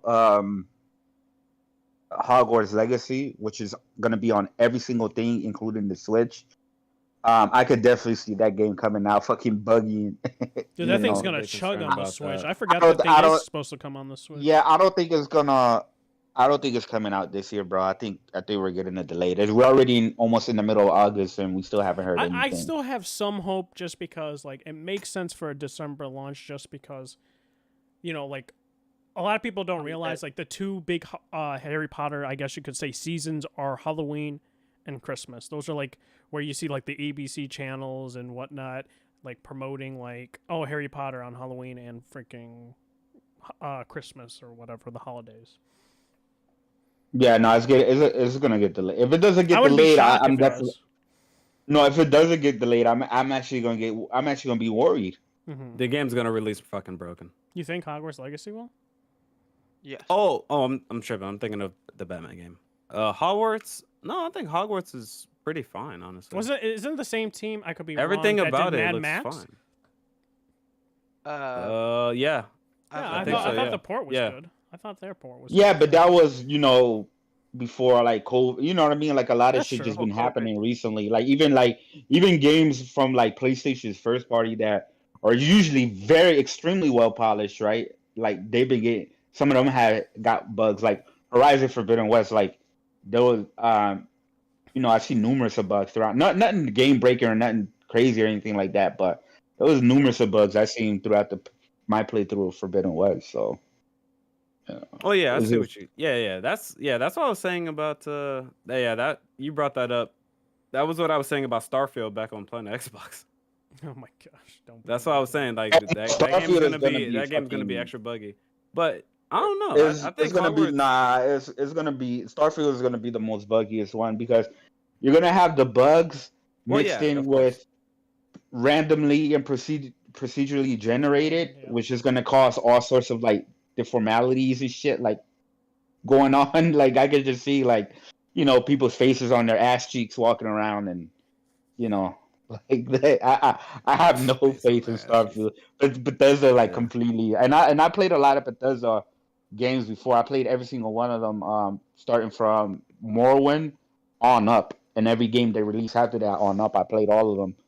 So, and I already know how the games are. They're slow and clunky. They're great for exploration. That's where the fun comes in, right? The RPG mechanics and the exploration. But the combat in those games, I'm sorry, even the people who really love those games, and I enjoy those games as well, but nobody plays those games at all for the combat, and that's something that Bethesda games have always lacked in because they try to be super ambitious and too big to the point where they literally start to compromise on a lot of aspects of the actual game itself.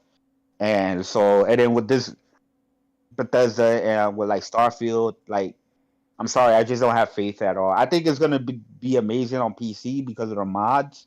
It's gonna completely, but other than that, it's like, yeah, we'll see. But I don't have faith in Bethesda anymore at all. Yeah.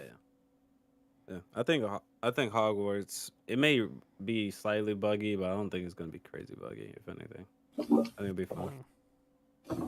True. But Alish, what about you, bro? What's up? Sorry, I was out for a bit. Gotham Knights. Well, what do you think about the 16-minute? Man, game of the generation.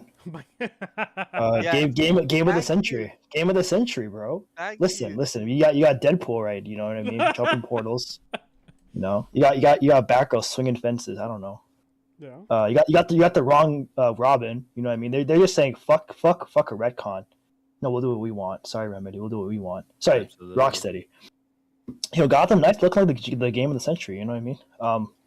If the $100 in Canada, it should be $200 because of how how much value there is with that game. You know what I mean? It should be double the price. The collector edition should be $1,000. You know what I mean? They should really just show the value. You know what I mean? Like know their value, know their worth. Oh, absolutely, King. Oh, shout out to Gotham Goat. You know, Gotham Knights more like Gotham Goat. Game of the generation. There you go.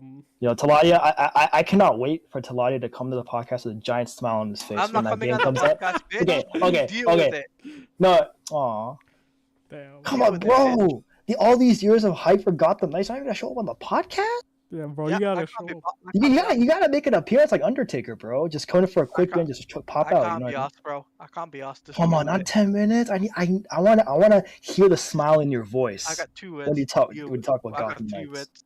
Deal with it. This is Isn't that few crazy. words? Wait a minute. The You're only- not coming to the pod because of Gotham Knights? That's Bro, insane. I'm too busy. I'm already dealing with so many things. This is crazy. I mean, I can understand because he's gonna be he's gonna just stand up and applaud the title screen when that comes on. He's Wait, like wait, tears wait, of joy. He's Alright, gonna you've had he's gonna your say. You've had your gassed up say now. Let me say That's what I up, dude. Hey, man. He was hyping up the game, wasn't he? damn. I'm on your side, Todd. This is damn. Nah, he wasn't. He was just messing around. What are you talking about? I'm authentic. Yeah, I'm Richard, genuine. Reddit tells me all the time, bro. You don't realize, Alish, do you?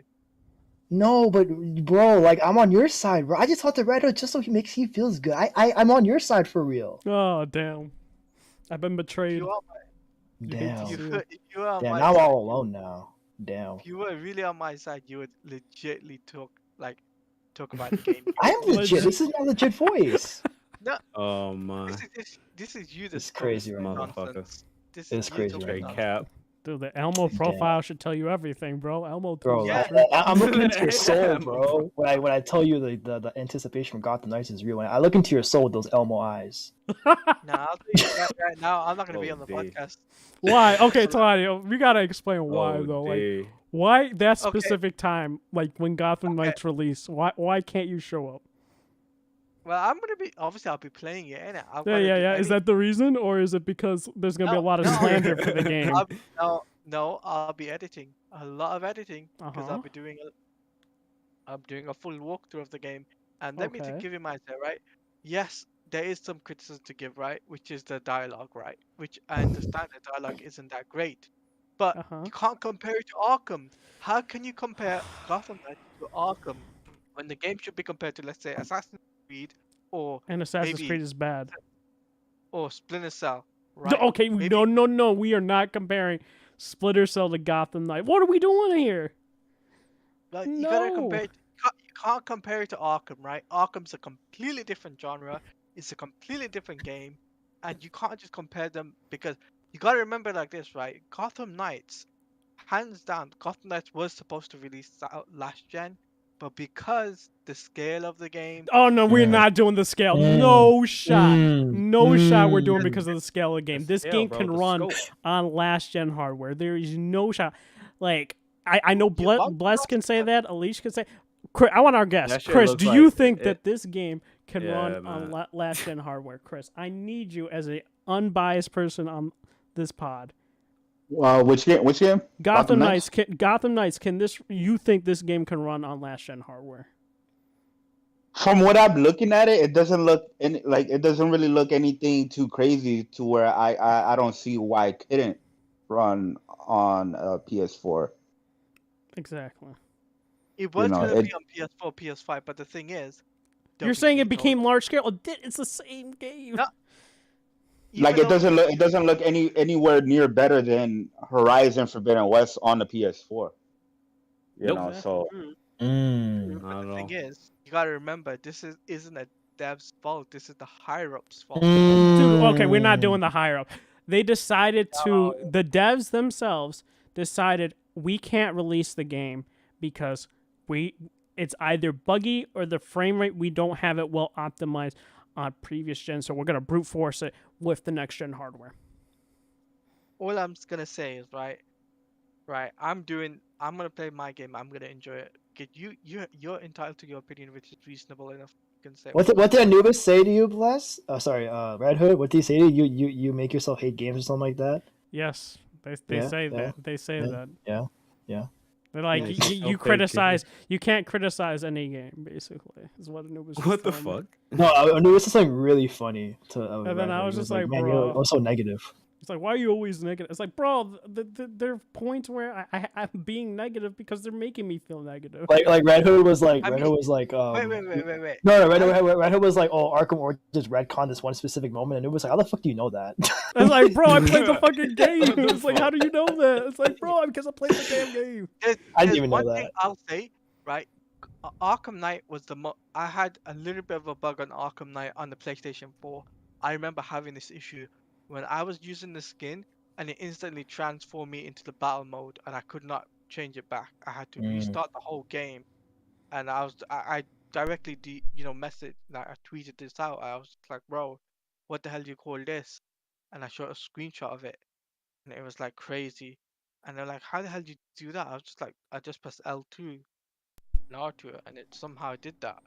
You shouldn't have. Okay, but I don't know why they never let those Batmobile skins have battle mode. That was Okay, the dumbest decision they made. anyways, I don't know why we were getting off topic. We talking Gotham Knights, damn it. Anyways, Gotham Knights, the goat. Oh, yeah, dude. I know what you I were was gonna- doing here, bro. So why you're saying because you don't want to hear, like, from what I'm gathering, like, listen, you can enjoy the game. We're all gonna have very different opinion on the podcast, Yeah. but it seems like I you don't know want to because there's going to be this large criticism when the game comes out, or it might not. Very much though, likely it's going to have a lot of criticism with being reviewed. Probably not great. There's a chance it could be reviewed great, but you're gonna have to take it, bro. There are people everyone has a bad gaming take here and there. You're gonna like a game, but you can also admit the flaws of said game when you play. Like, for me, me and Chris mentioned Kingdom Hearts, dude. Voice acting not that great, but we like other aspects of it. So it's just like for Gotham Knights, just take it on the chin and then you move on. All I'm gonna say is, right, Gotham Knights will outplay, will do more better than Suicide Squad. Reason why I'll say that? Oh my gosh. No. I'll say the reason why I'll say that is because Suicide Squad is not only is a game as a service game, because I spoke to one of my trusty insiders. They actually told me this they actually said, look, the game is gonna be game as a service game. The game isn't gonna have. Dude, we already knew They it were was good. games as Yeah, a they service, were good. They though, were good. Taladia. It was in the We yeah, already they knew announced it, but that. I don't think it being a games as a service inherently makes it a bad Exactly. game. No, but as well- It depends on how they implement the The way service aspects of it. The way games as a service is done now, it kind of does. Like they Yeah. come out half baked on purpose so that they can Yeah. bring the But the content thing out over is, time. though, if it has the content ready at launch and is consistently updated, it should be fine. Because Rocksteady, I have no problem when it comes to gameplay. That, guess what? It's probably gonna have good gameplay. Rocksteady doesn't The disappoint with graphics look gameplay. great too. So Well, it's I'll say like this, right, it's that gonna is be a what we shooting can game. expect from Rocksteady. WB Montreal. I'm sorry, gameplay wise, just does not look good. It does not look fluid. It does not feel enjoyable to watch, and that's a lot of criticism that's happened. Is it going to be compared to the Arkham games? Absolutely. Should it? That's up to you to No. decide whether or not it should or shouldn't. Because guess what? They put the onus on themselves. They haven't released a game for 10 years. That should say something to them as developers. I don't care if they cancel yeah, I 2 or was gonna- 3 fucking titles No, in yeah. the process. I agree. Yeah, That I to was me gonna just say that to sounds Chris. like they're not able to create Deliver. games Yeah, and deliver yeah. on They're- those games, they're and not they're good wasting at money at following that through. point as well. So if Yep. people criticize it, it is what it is. Like you're gonna see it online, like it's a split, a huge split, and you're just gonna have to take it. Like that's what I'm saying. Right. There's no reason That's for you it, not to come on the podcast because that's gonna Right. happen. No, I'm not because of that. Because I'll be doing a lot of other things too, Red Hood. You got to remember. Okay, not I get only- that. I get that, but it does sound a little sus. You know what I mean? No. It's I'm genuinely. I've already planned Alright, this out alright. day one. I'm not because it's the game, or, reviews or whatever. No, I'm genuinely genuinely figured this out okay. because I did this with Injustice 2. I did the walkthrough. I did everything for Injustice 2, and it took me a good 2, 3, 4 weeks before I was actually able to get all the videos out. And I was on laptop back then, by the way. Now I'm on PC. I have to edit things, want to make it even better and whatnot. So obviously that's the reason why I probably won't be on until I finish all of the playthrough, because I'm doing a playthrough while streaming it. You gotta remember that's Hey, a man. hard thing to do. It's releasing like a couple of days before Call of Duty, Yeah, that's what I mentioned to you, Chris. and like 2 weeks I don't think it's gonna do before well. God of War, Successful. God of War Ragnarok, as well. So yeah, I don't see this game doing that well, personally. Exactly. I don't think. I'm not saying there's gonna be a bad game. I don't know if it's gonna be a bad game. It might be a great game, but I don't really don't see a lot of people really talking about it, or it being on a lot of people's radar. Matter of fact, I see more negative thoughts about it than anything. Exactly. But we'll see. We'll see how it Yeah. turns out. That's what I'm saying. It's We'll a lot see. of We'll like see. there is a But lot of we'll s- like Chris is coming from a person that doesn't really like go into it. He just hears from Twitter and people that are like just talking generally, where he Yeah. doesn't feel like Chris is very neutral on the stance. Me, Bless, Elijah. Of course, we have our biases. You as well, but it does Yeah. tell you something from somebody that's neutral looking at it that overall it is looking negative. But from a perspective, right? Here's what I'll tell you, right? We haven't had a Batman game or a Batman-esque game for 5, 6 years now, right? That's saying something, right? And I know Rocksteady was supposed to release a game this year, but because they delayed their game to release it next year, it's going to be jam-packed next year. You got to remember, you got Is it next though? year's. Yeah, but They it's said- jam packed. It's jam packed this year when they released Exactly. this game. No, it was. I don't know what month it was supposed to release. I was gonna find that out. But I know that next year is already jam packed because Marvel Midnight Suns is now delayed as well. So that's coming out next year. But And that wouldn't matter. Depends on when they release it. So, for example, if there's no releases in February and they release it in February, then it has that chance or whatever. But with this game with Arkham Knights, it's literally releasing like next to like two October. giant juggernauts. yes, God of You War, know. Modern Warfare 2. Yeah, like God of War has outsold every single Batman game. Like there's not one Batman game that has sold as much as God of War. So that's going to completely trump it. That's one of the reasons why Forspoken. Remember, Forspoken was supposed to be released in October, and after Square Enix talked to their partners, right, they decided to Wink, delay it. wink, wink. Yeah. But, They were bugging with that yeah, shit. that- Release it. here's the thing. Wild. They were gonna release it next to God of War, yeah. Yeah, because was it was two funny. games. Like they and had Chris, two games that they and were Chris releasing. mentioned it as like partners, right? And like right after the news for God of War, and it was like just say fucking Sony, and just be honest with that. Just like the way they said partners was just too funny. But at the I mean, end I'm of pretty sure Yeah, like, I Sony understand approached that. them and was Yeah. like, yeah, Sony approached them and was like, hey, we feel it's best if you delay this because Sony also dropped the played bag. Remake too, Yeah, they paid for exclusive. So Sony wants Forspoken to do well as well too, because if Forspoken does well, that's better for them Yep. and the platform or whatever, right? So yeah, they definitely say it's like, yo, it's probably not a good idea, because you're gonna have that release, and the game's not coming to the Switch, so I don't know how the Switch releases will affect it. Like, Bayonetta 3 is not gonna do it, not gonna put a dent, but Pokemon, that's still Yeah. another big game Forgot that's coming out soon after. So That's what I'm saying. I think the best, matter of fact, the best time for this game to release would have been this month in August. Yeah.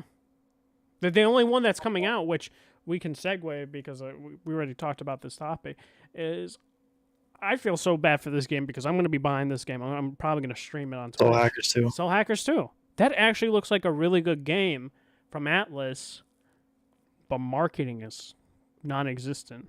Like I was shocked because people that played the game, in terms of impressions, people genuinely really like it, and I was genuinely shocked that there is no marketing behind this. I don't know if that's a Sega call. I think PlayStation has marketing rights to this game. No, they don't have. They don't. have So marketing. which one No. has marketing? No rights? marketing rights. None of them do. It's Wow. just Atlas. Atlas is marketing. Because this Is has been doing dog the shit. marketing for themselves. Yeah. What the fuck? It's been actual shit. In terms Yeah. of So Soul Hackers 2. Marketing. Who? I was gonna pick it up day one, but I'm actually gonna wait because I'm going through my backlog. I gotta finish Xenoblade 3, then I gotta finish Triangle Strategy, and then Astral Chain right after that. And then as soon as I finish those games, Splatoon 3 is gonna be coming out. And while I'm playing that, at the end of September, you have Battlefield Chronicles. Then the week later, Valkyrie Elysium. So to me, it's like, damn, like one of these games is gonna have to sit on the wayside. And so I decided it's probably gonna do Soul Hackers. So Soul Hackers 2. I'll probably pick it up around November or something like that, like on a Black Friday sale or some shit like that. So and plus it's like I'm seeing all this bullshit that they literally have deals like Mara is a fucking DLC, right? Which is crazy to me because Mara is like a standard demon. Like for example, it'll be like for those of y'all who are familiar with the Final Fantasy franchise, it'll be like making, like, say Final Fantasy 16 came out, it'll be like making Ifrit or Shiva, which are two mainstay summons on all of the games of Final Fantasy. It'll be like making those DLCs. That's awful.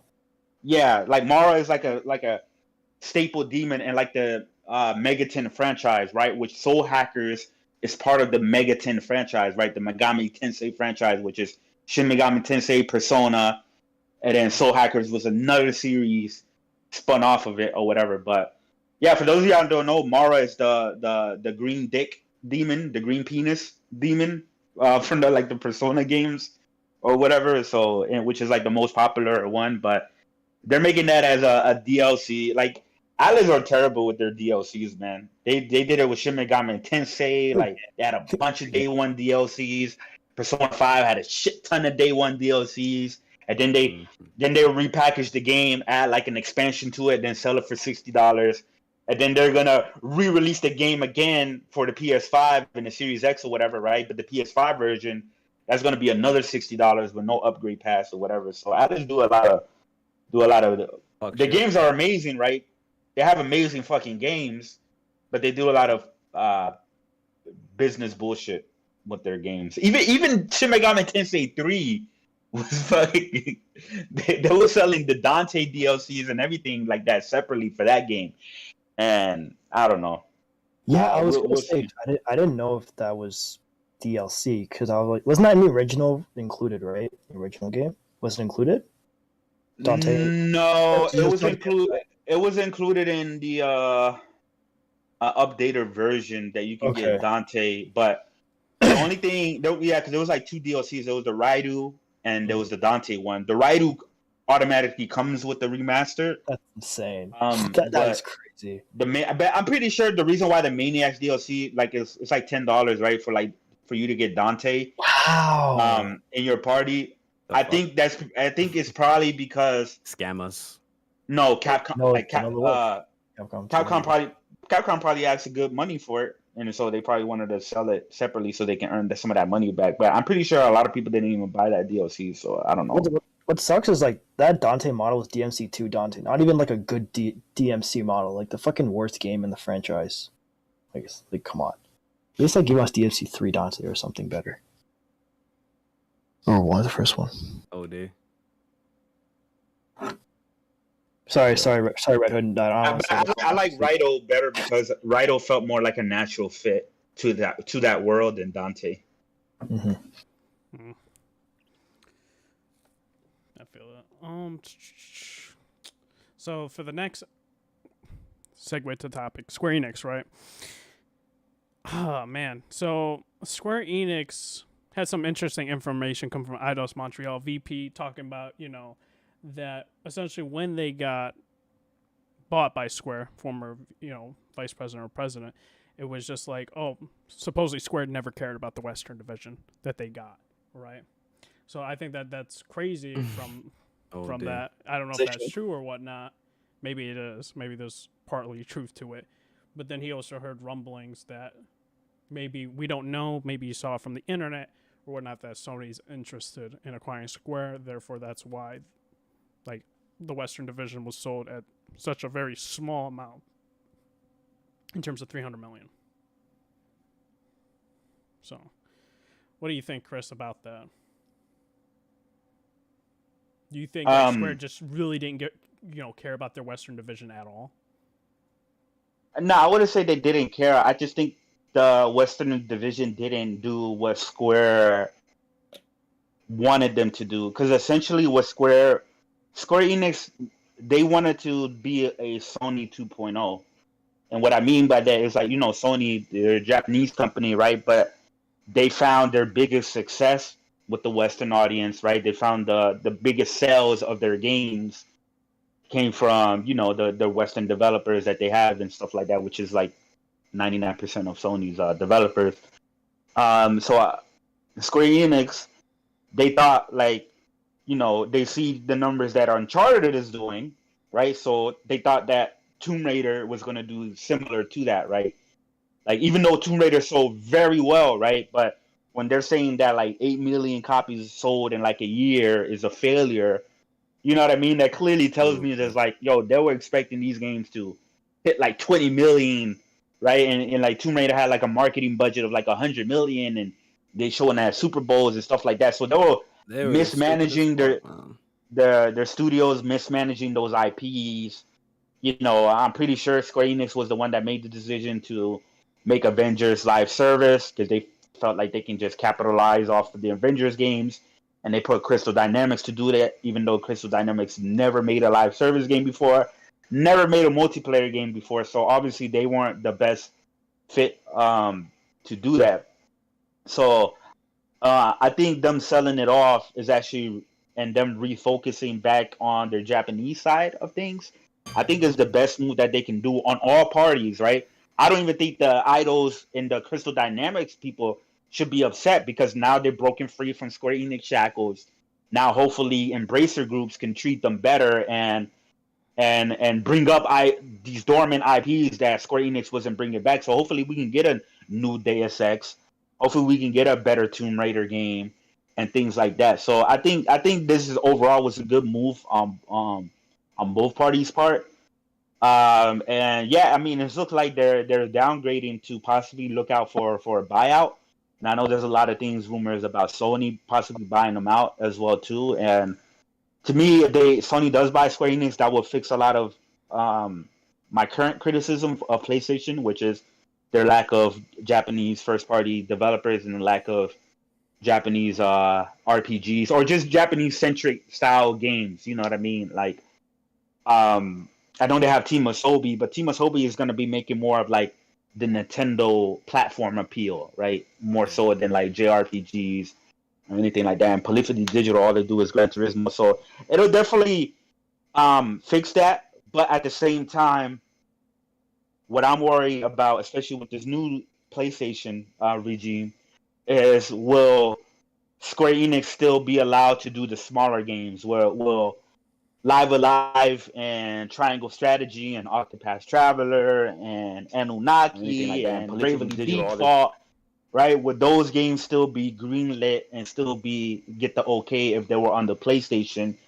And if so, will those games sell with this new current age of PlayStation fans who, I feel like us old school fans that play these games and JRPGs, I feel like these new age PlayStation fans have completely taken over in terms of they expect AAA big blockbuster cinematic style games, which I love those games. Don't get me wrong, like I love those games, but it just seems like a lot of them don't want to branch out unless it's that, or they don't feel like the games are worth it. So these smaller games are going to sell best on the Switch because the Switch is 80% of Japan right now. The Switch dominates it, right? And these games usually and that's the audience that these games sell to the most. These smaller games, right? The Final Fantasies, they do, like, PlayStation fans are going to show up for Final Fantasies. They're going to show up for Kingdom Hearts. Hell, they're even going to show up for Dragon Quest. But are they going to show up for the Live Alives and stuff? And that's the thing that kind of worries me, unless it's a situation like Activision or a situation like Bungie, to where they acquire Square Enix, but Square Enix still self-publishes, and they can still do deals with Nintendo, whatever, and bring games over there. They may not be exclusive, right? But they still bring games over there to make sure that they actually have, the right audience to buy these games and support these games and keep them alive and stuff like that. Like the Final Fantasy, all that shit is going to remain exclusive. So really, it's like, if they do buy Square Enix, but nothing really changes, Final Fantasy is still exclusive to PlayStation, which it already is, without them owning Square Enix. It'll mainly be to really just secure it, to make sure a company like Tencent, right, or Side Games doesn't buy them out. Because I know a lot of people will bring up Microsoft. I highly doubt Microsoft will ever buy a big Japanese publisher. Like, It'd be crazy. I'm not saying that it would never happen, but the likely of that happening, especially with the government in Japan and the laws over there, it's extremely not likely and stuff like that. But what can happen is a company like Tencent or Side Games can purchase Square Enix, and then Microsoft can just go directly to them and be like, hey, we want the marketing rights for Final Fantasy 17, right? It won't be exclusive, right? But we want the marketing rights for Final Fantasy 17, which would then, be a big blow to Sony when it comes to that brand and stuff like that. So, I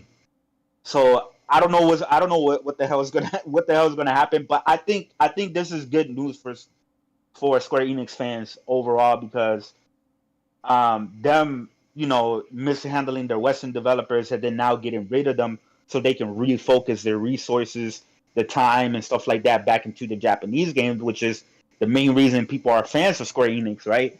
Like, people aren't fans of Square Enix because of Tomb Raider, right? Like, Tomb Raider was a well-established franchise long before Square Enix bought them out.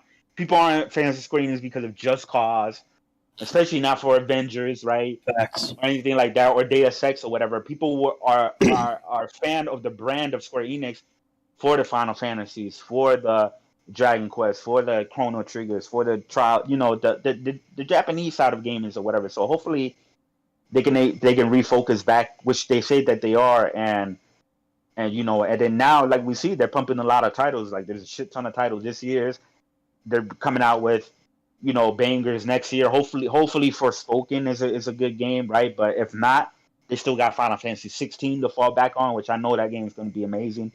7 Rebirth is going to be the early, 2024, so next winter, right? Which is going to be early 2024, and things like that. Crisis Core and whatever. So yeah, I mean, as a huge Square Enix fan, Square Enix is like my favorite third-party publisher, and I'm just as much of a Square Enix fan as I am a PlayStation fan.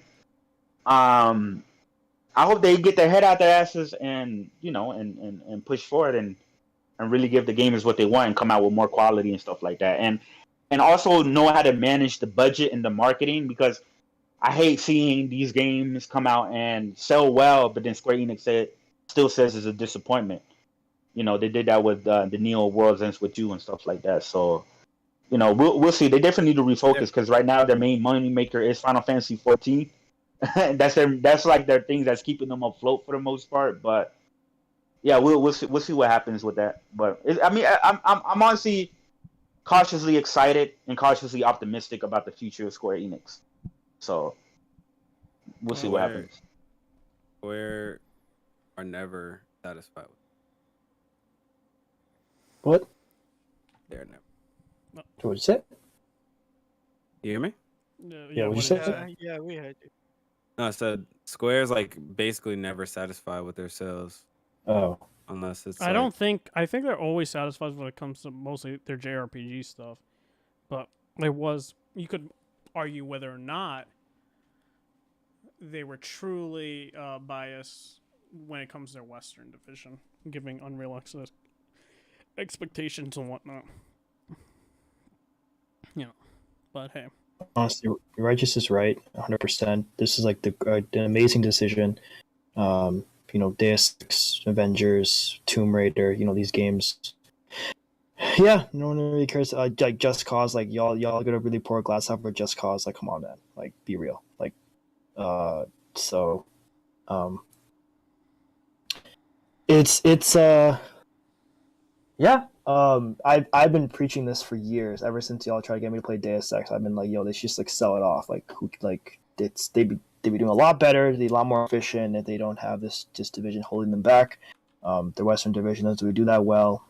So because like all the games that people sort of remember about Square have been their Japanese games. So why not just put more emphasis on that? And also, like, I think the reason why they tried to be more Western, also like the Sony thing, but 7th gen was just a largely Western dominant generation, and so I think like they a lot of like kind of Capcom tried to be more Westernized, and like everyone in that generation tried to be more Westernized because like that's what the generation was at that time.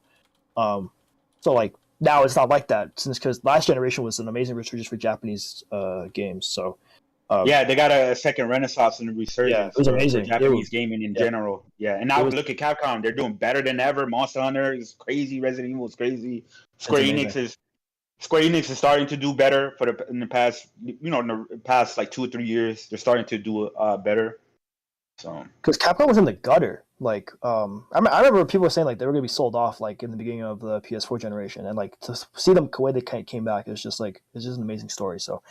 I think it's a great decision, and yeah, I don't have much else to add about that. And it's a good decision for people who are a fan, because I do like Eidos Montreal. I think Deus Ex is an amazing, RPG series.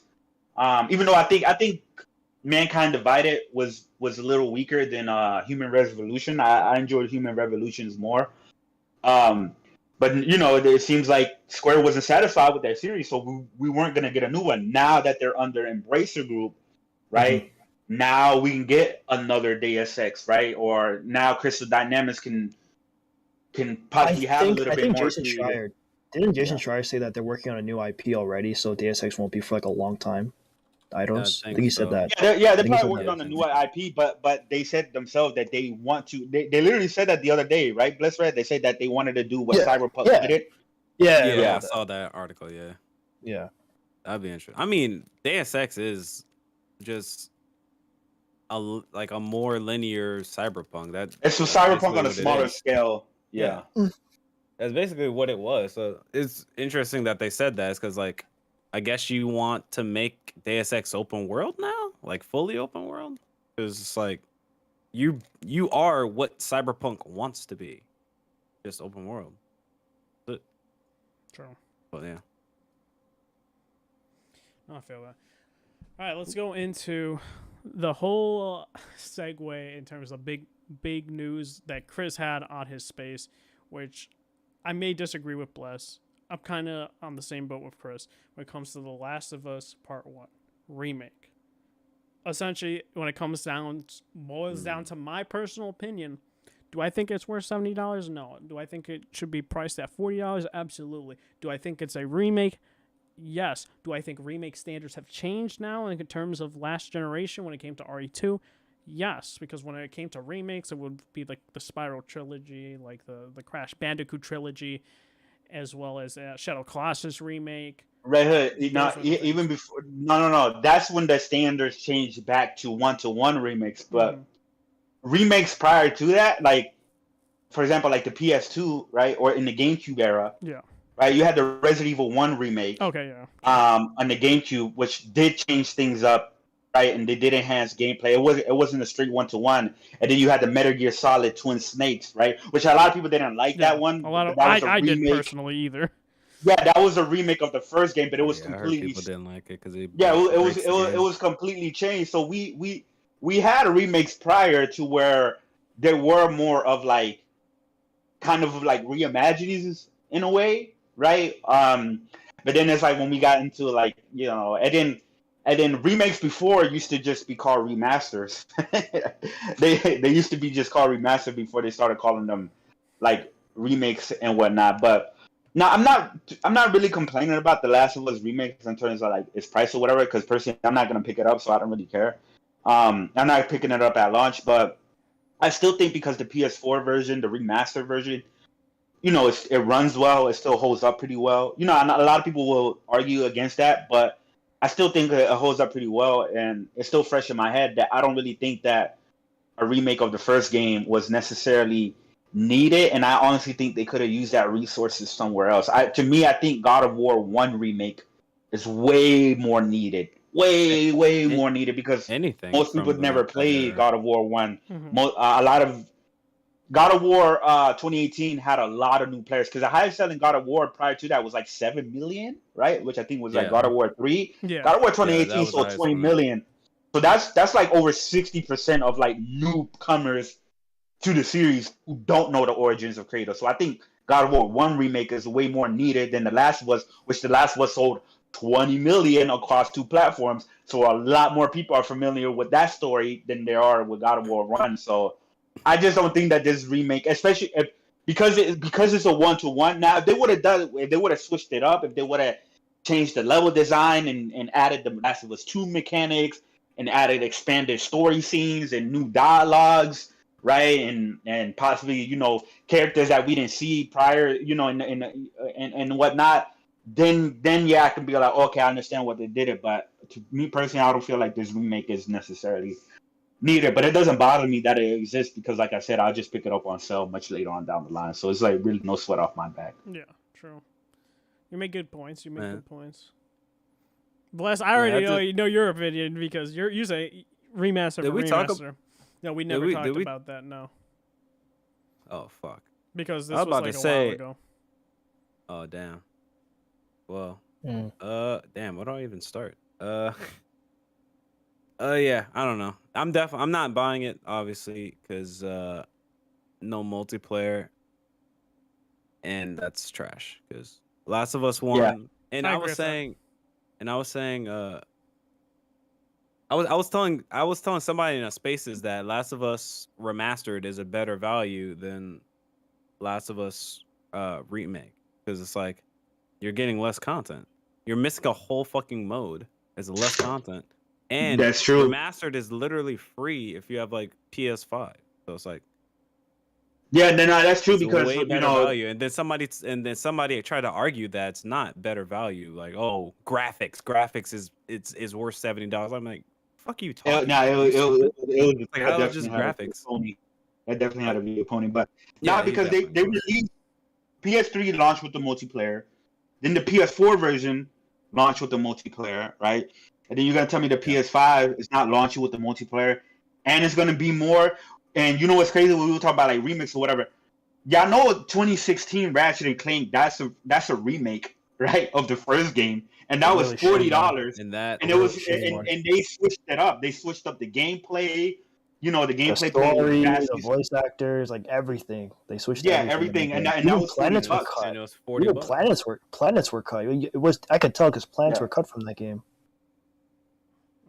Hey, they didn't charge full price for it. That's for damn sure.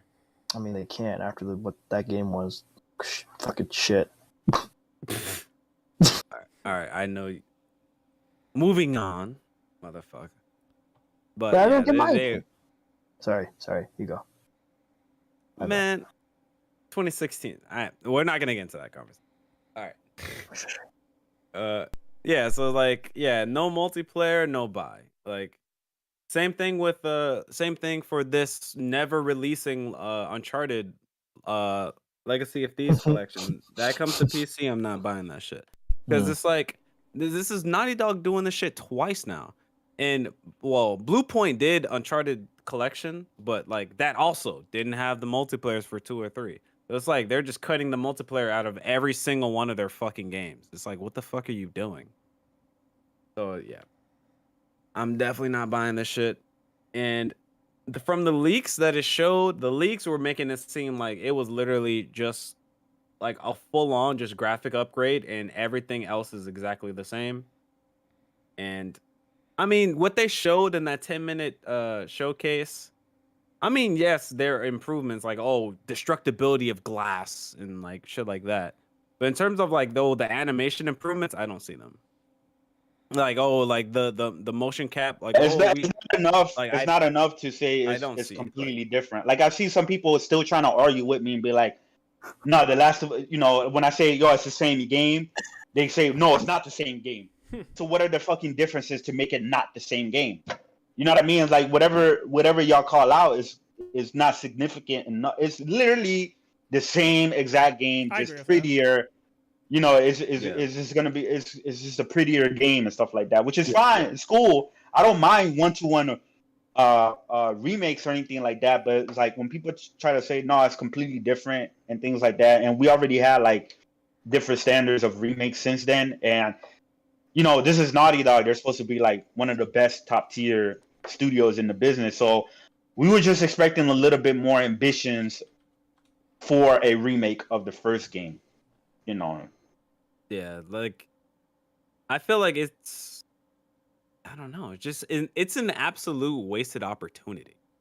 It's an absolute wasted opportunity for at least to implement, like, change up the gameplay, like change up the like the arenas, the set locations that you go to, change it up gameplay wise so you can implement the prone button and also the dodge. It's like, and also implement like the other features from Last of Us 2, like, oh, they give call outs and shit like that to like, and give like names like, oh, Johnny died, no, like shit like that. Like they could have did all of that. It's just, a wasted opportunity. But you know what makes it the funniest thing is because like this was already known, to be honest, because Jason Schreier had that fucking article like a year ago. It was like, oh, they were gonna do Uncharted remake, and they were like, nah, this is gonna cost too much money. And they were like, oh, let's do Last of Us instead. It's a lot easier and it will cost a lot less money. And guess what? We can see where they fucking make the cuts. Because they were like, nah, new gameplay? Nah, fuck that. Nah. Too much money. New, like, nah. We're gonna upgrade the graphics. We're gonna say that we're gonna add some new animations and add some destructible glass. You can shoot glass now. Cool. The Which swimming, Demon Souls, which Demon Souls did that, right? Because a lot of people like, well, Chris, you bought Demon Souls, remake and stuff like that, and like one, obviously I'm a huge Souls fan, right? So that's number one, and two, Demon Souls remake was way more needed, right? Because that was stuck on the PS3, right? Yeah. It ran horribly on the PS3, right? The frame rate was terrible, right? Unstable. Yeah. The graphics were outdated and stuff like that. But so Demon Souls, and especially now since the popularity of From Software games and the Souls games have exploded, Demon Souls definitely made a lot of sense to remake that. And guess what? They didn't cut out the multiplayer. And matter of fact, they added to the multiplayer. It went from four players to six players maximum, and things like that. So like Blue Point remade that game, and they still kept the multiplayer. I don't understand what the hell's going on over there at Naughty Dog, that all of their remasters and remakes that they've been doing, which they're only doing one remake, but even their remasters, they completely take the multiplayer off and whatnot. And some people will bring up the fact it's like, well, why would they add multiplayer to The Last of Us 1? Because they will have to remake that too. And they're doing factions, which possibly comes out next year, and that's going to be the bigger and better multiplayer, and people will leave and stuff like that. And I get all that. Like I get that, right? And I get the reasoning behind that. But guess what? Gears Marcus Phoenix collection came out a year before Gears 5, and that shit had all the multiplayer components. The Ultimate Edition. So that was. I don't get that. Yeah, it seems like that particularly was my Naughty argument Dog, too. for whatever reason, Well, especially Di- when it comes to di- their IPs, just- like they'll remove features. I don't know why. I don't know what Just- the optics are for it, because like you said, the Uncharted Nathan Drake collection, no multiplayer. No, And hold then on, hold the on. Legacy No, collection too, no multiplayer, and now this. So I don't know. Yeah, Is it but- because they, for whatever Uh, reason, think server costs? I don't know. I think it should still be on it regardless. But what is the true optics in their eyes? Why they don't do that? Keep it in there. Yeah. I was saying that. Remember, they didn't do the collection. Yeah, it was Blue That was Blue Point. Mm-hmm. That's all I was gonna say. Yeah. Blue Point opted to not put it in that. But yeah, Naughty Dog has. Otherwise, they've taken it out of three different games. What Well, do two you think is different the games. optics for them? Why? It's to Factions 2's save coming out. costs, bro. It's to save costs. They're fucking. Jim Ryan's like, yo, it's gonna cost too much fucking money. Save costs. I don't fucking know. Didn't they say that Like- like for Uncharted that they cut out the multiplayer because Uncharted 4 is coming out like the year after or something like that? Didn't they say that?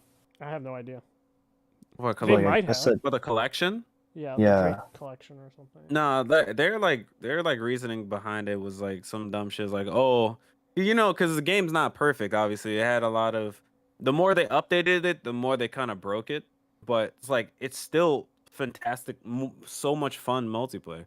So it's like they're like, oh, because we don't want to bring back the problems like with the bugs and glitches or possibly bad spawns or some shit like that. They're like, we're gonna just decide to just not put it in.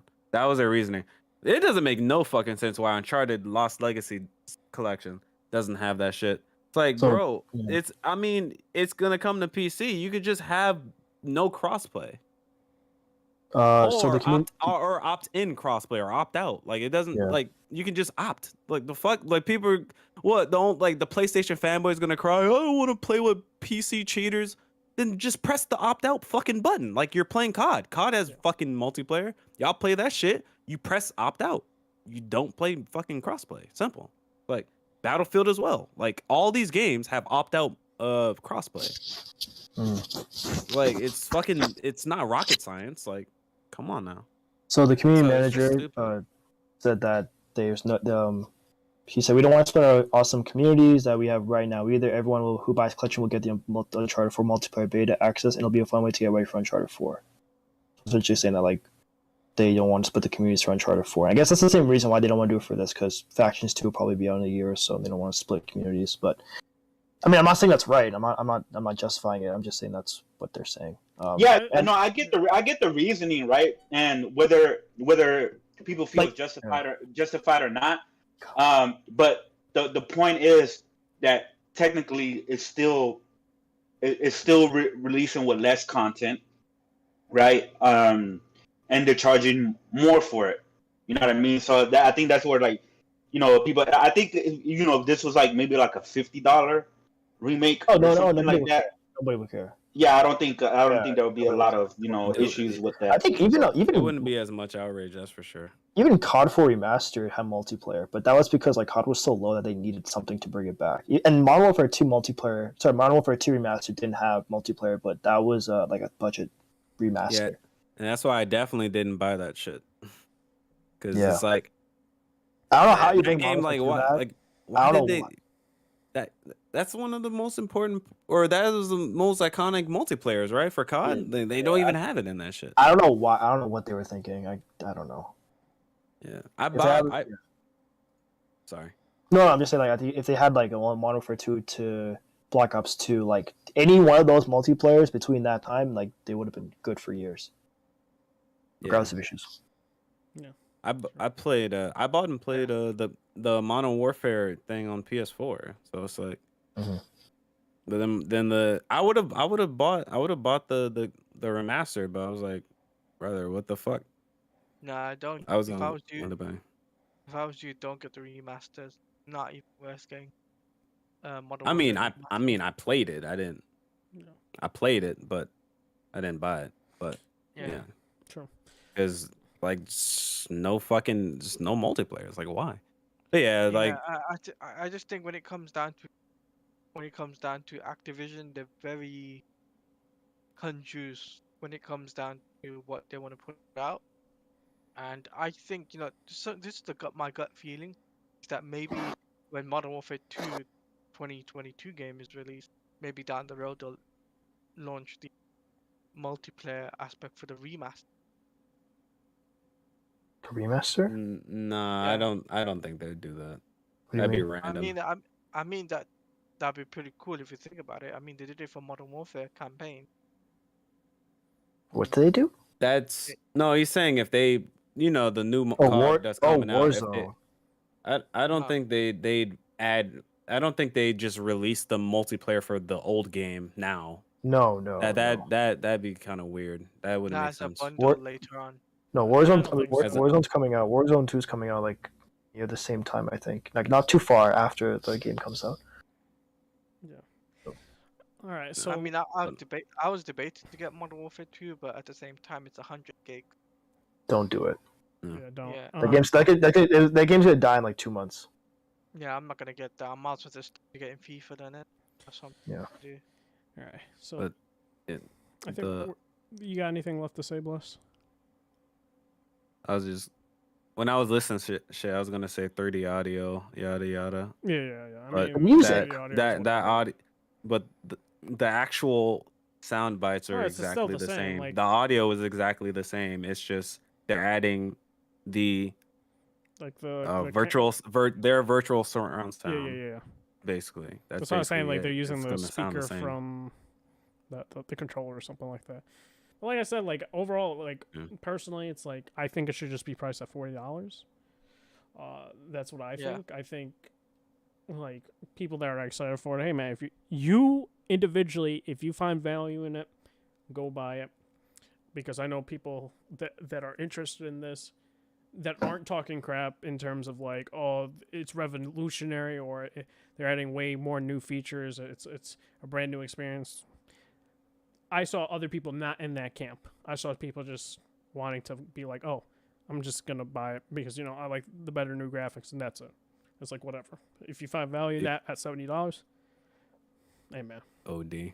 go for People it. really just spend anything. They'll spend any amount of money just for some prettier graphics. Actually, The graphics are important, Bless. Wait. So No, I these agree- goofies on Twitter are fucking. The graphics are important though, not the music. So I was gonna say that I agree The with music Redwood. in It Last should of Us be- is it iconic sh- more than graphics. It should be Mhm. $40 just for the multiplayer aspect. It shouldn't even be $70 for that game. But the multiplayer's gonna be free to play though. I don't know. I feel like when Factions 2 drops, people are gonna forget about the first factions. I mean, yeah, I at the think end- so. If I mean, it's they're good, supposed to. I mean, They're supposed if to it's be. good, I don't think They're it supposed to be matters if it's good or adding way not. different things to it, like no. story if and it's whatnot. good, people will forget. I think it's gonna be very Maybe. much akin to like a Division-esque type What of thing, what where division that? like The Division Division, you in mean? terms of like being like kind of open in that like hub worlds and stuff like that. I think that they'll go something along the lines of that with having a story, but also intertwining these like mission structures incorporated with like the core faction modes for multiplayer modes, something like that. I could see them doing that, like I've been saying for quite some time, but it could be something entirely different. Who freaking knows? But I wanted to talk GTA 6 making the headway news. People Yeah. talking about it in terms of you're having a Latina be like the focal point, Bonnie and Clyde, so it's gonna be a female and a male protagonist. That's not why I'm worried. I don't really care in general. I care because the main writer and Laszlo are gone from the company. Dan Houser wrote a Yep. lot of key Rockstar games.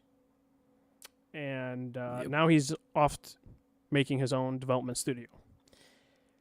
Don't expect the same type of GTA game that you're expecting. Don't expect the same type of satire you're expecting, or where they're making fun of everything in terms of, Democrats, Republicans, liberal, conservatives, companies, police, everything. They'll make fun of everything. Expect that to be toned down. And don't expect this high level of story that you're expecting the game to usually have. Because people will say, what about Sam Houser? Sam is only an executive producer. He doesn't make the story. He's not credited for writing. So a lot of people aren't talking about that aspect, which is weird. I definitely want to bring that up. They bring up Jason Schreier's article of Crunch and how we're going to go on different countries and stuff like that, but now it's brought back to a smaller scale with Miami, the fictional Miami. So it's like they're going to add stuff like that later, and then you're going to add more single-player aspects to it in bite sizes. So I feel like it's kind of a live service with single-player on top of the multiplayer aspect, which is a bit worrisome because people say, well, the story's going to be concluded, but it's not because it's going to be continuing. So I don't know how that's going to really work because it's not going to be expansions, it feels like, because expansions is what Dan is really into. And that's why he was trying to work on a GTA 5 expansion. That didn't work out. And Red Dead 2, that didn't work out. And then they put him into the writing room for online, and I think that was honestly the last straw for him.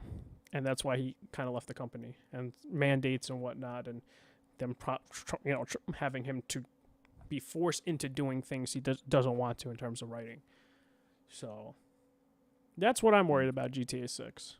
But Chris, like what in your mind, I feel like people on the Twitter, internet for GTA 6 aren't talking about the Dan Houser thing or Laszlo. They're just complaining about something that I don't think it should be complained. I think they should be complaining about, the things I brought up. But hey, man, I don't know. What do you think, Chris?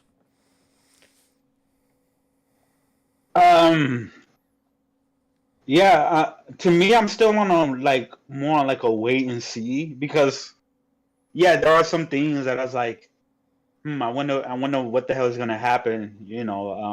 When they say less offensive jokes or anything like that, which that's what GTA has always been offensive, right? Every single time GTA comes out, there's always a media campaign to completely slander the game, right? Oh, yeah.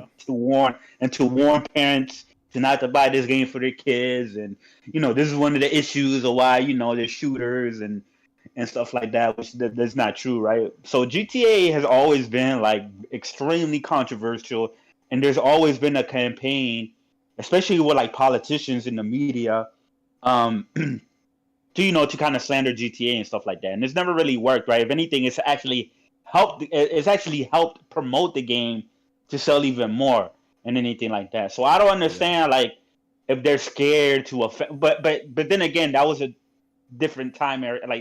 Even from GTA 5 to now, things have completely fucking changed in 10 years, right? It's been a decade since that game has come out. So everyone gets too offended by everyone is too offended. The only thing that I don't like, right, and with this game is they say they're going to be less offensive with some of the jokes, but to me, I feel like they're only going to be less offensive to certain groups and not necessarily everyone, right? And that's the thing that really pisses me off if that ends up being the case, because to me, it's not everybody needs to get the jokes equally. It doesn't matter what political side you're on. It doesn't matter your gender. It doesn't matter your orientation. It doesn't matter what religion and stuff like that. Even me, as a person of faith and stuff like that, make fun of other people, make fun of Christians or whatever, right? As long as you keep it fair across all of everyone else, you know what I mean? I don't like this whole,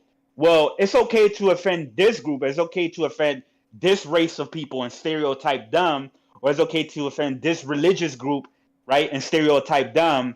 But when it comes to these other groups, they must be protected, right? They're too marginalized to make fun of. I can't.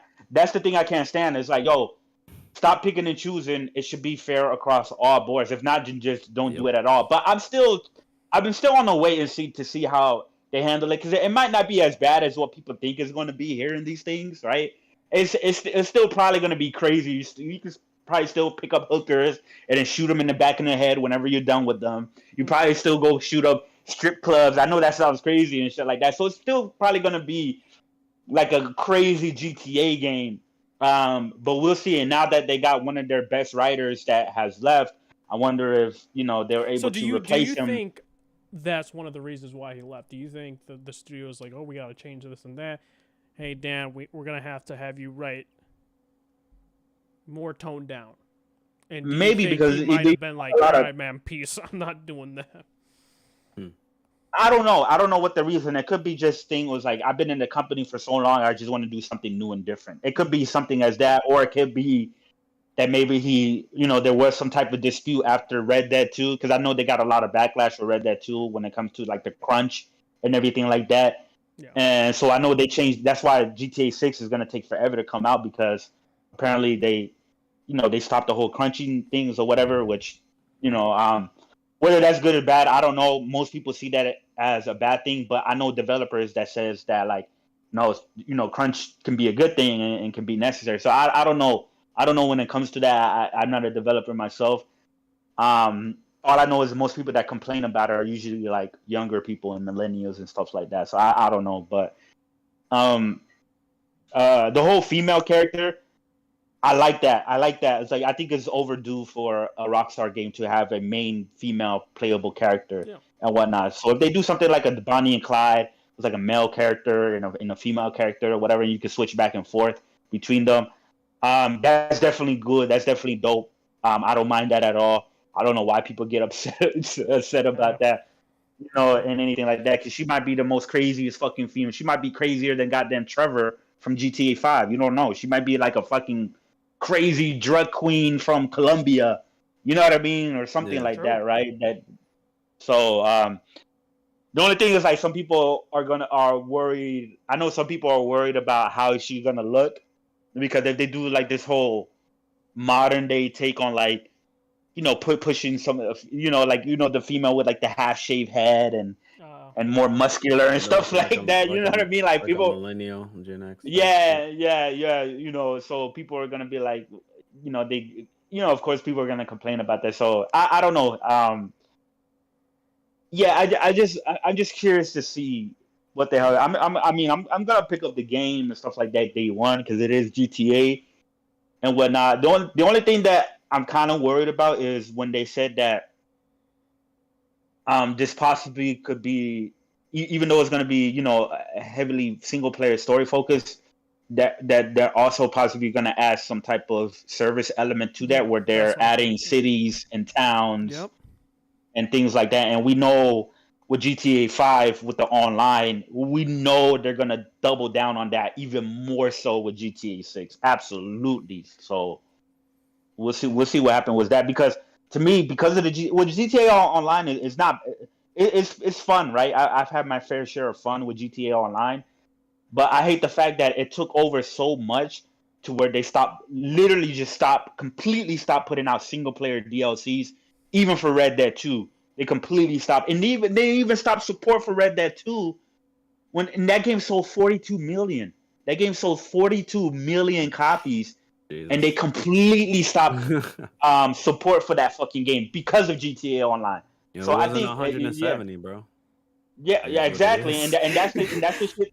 That's the shit that like I think Rockstar is a phenomenal developer whenever they do drop, but I think because of the online, it severely impact their output of games.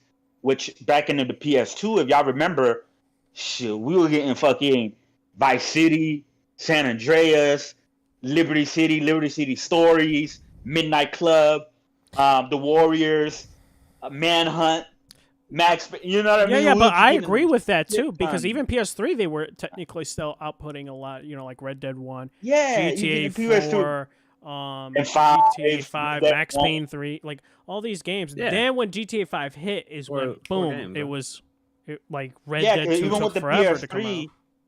In Midnight Club 3 as well on the PS3. PS3 they had 5 or 6 games come out that entire generation. PS4 they only had 1 new game come out. That's it. Red Dead 2 was literally the only game they came out with. You know what I mean? If you don't count the remastered of the GTA 5. Yeah. It's ridiculous. And then now there's another remaster when it comes to like for the PS5 version. It's crazy to me. Yeah, that's fucking ridiculous. Honestly, my opinion, Rockstar they fell off. So I don't consider Yeah. them a top tier dev anymore. I Okay. think Rockstar fell off ages ago since 2013. Hmm. After that year, they just gone downhill, and they haven't really produced anything hot that will get people talking about their Well, game. I can't say all that. Red Dead 2, there was a lot of talk. Besides Red, I'm talking about GTA, just the GTA brand itself, right? I mean, to Like that I agree because they haven't been putting out a lot of titles, but I mean, the only other game that they put out was Red Dead 2, and it was still highly talked. Yeah, that was highly talked, definitely, and I I said this as well. It's like the way things are going. It's just that I don't see GTA 6 doing well this time around. I really don't. Hmm. Well, as in being a good game, or well as in sales. Sales. In It's gonna sales, sell. No, it's gonna. It's that game for It better or doesn't for matter. worse. It could have a Better than shitty, that, like, couldn't have a bad it's campaign. going. It's going to sell Yeah, regardless. because they can always fall on the online, and now online is really what's gonna make it so crazy. Well, also they No. have streamers to back it up, right? Because of RP servers. Like RP is crazy in GTA, and these streamers love it, and that also is a driving force as to why people get into like GTA Online. It's because of streamers. That's true. So Yeah, they watch them and be like, I want to be like my favorite Yeah, streamer. even a lot of music artists. Like I know there's a lot of rappers that does GTA RP and stuff like that, and their channels actually getting bigger because of it. yeah, So yeah, agreed. Yeah. In terms of sales, it'll sell just fine. But in my opinion, in terms of quality, it's probably gonna be worse than Red Dead 2. And I thought that was worse than GTA 5. So yeah, I in feel terms like of they're just what? gonna go In as a terms of game gameplay? as a game in its totality. Nah, because I thought Red Dead 2 was a fucking amazing game. The only thing was like the sluggish controls and everything like that, which It's a they big know point you of improved that. game, though. I mean, to I be know fair. you did, but me, Yeah, the controls, the management, all of that shit, it made it a worse game than GTA 5 to me. I still think Max Payne And 3 had better gameplay than both those games.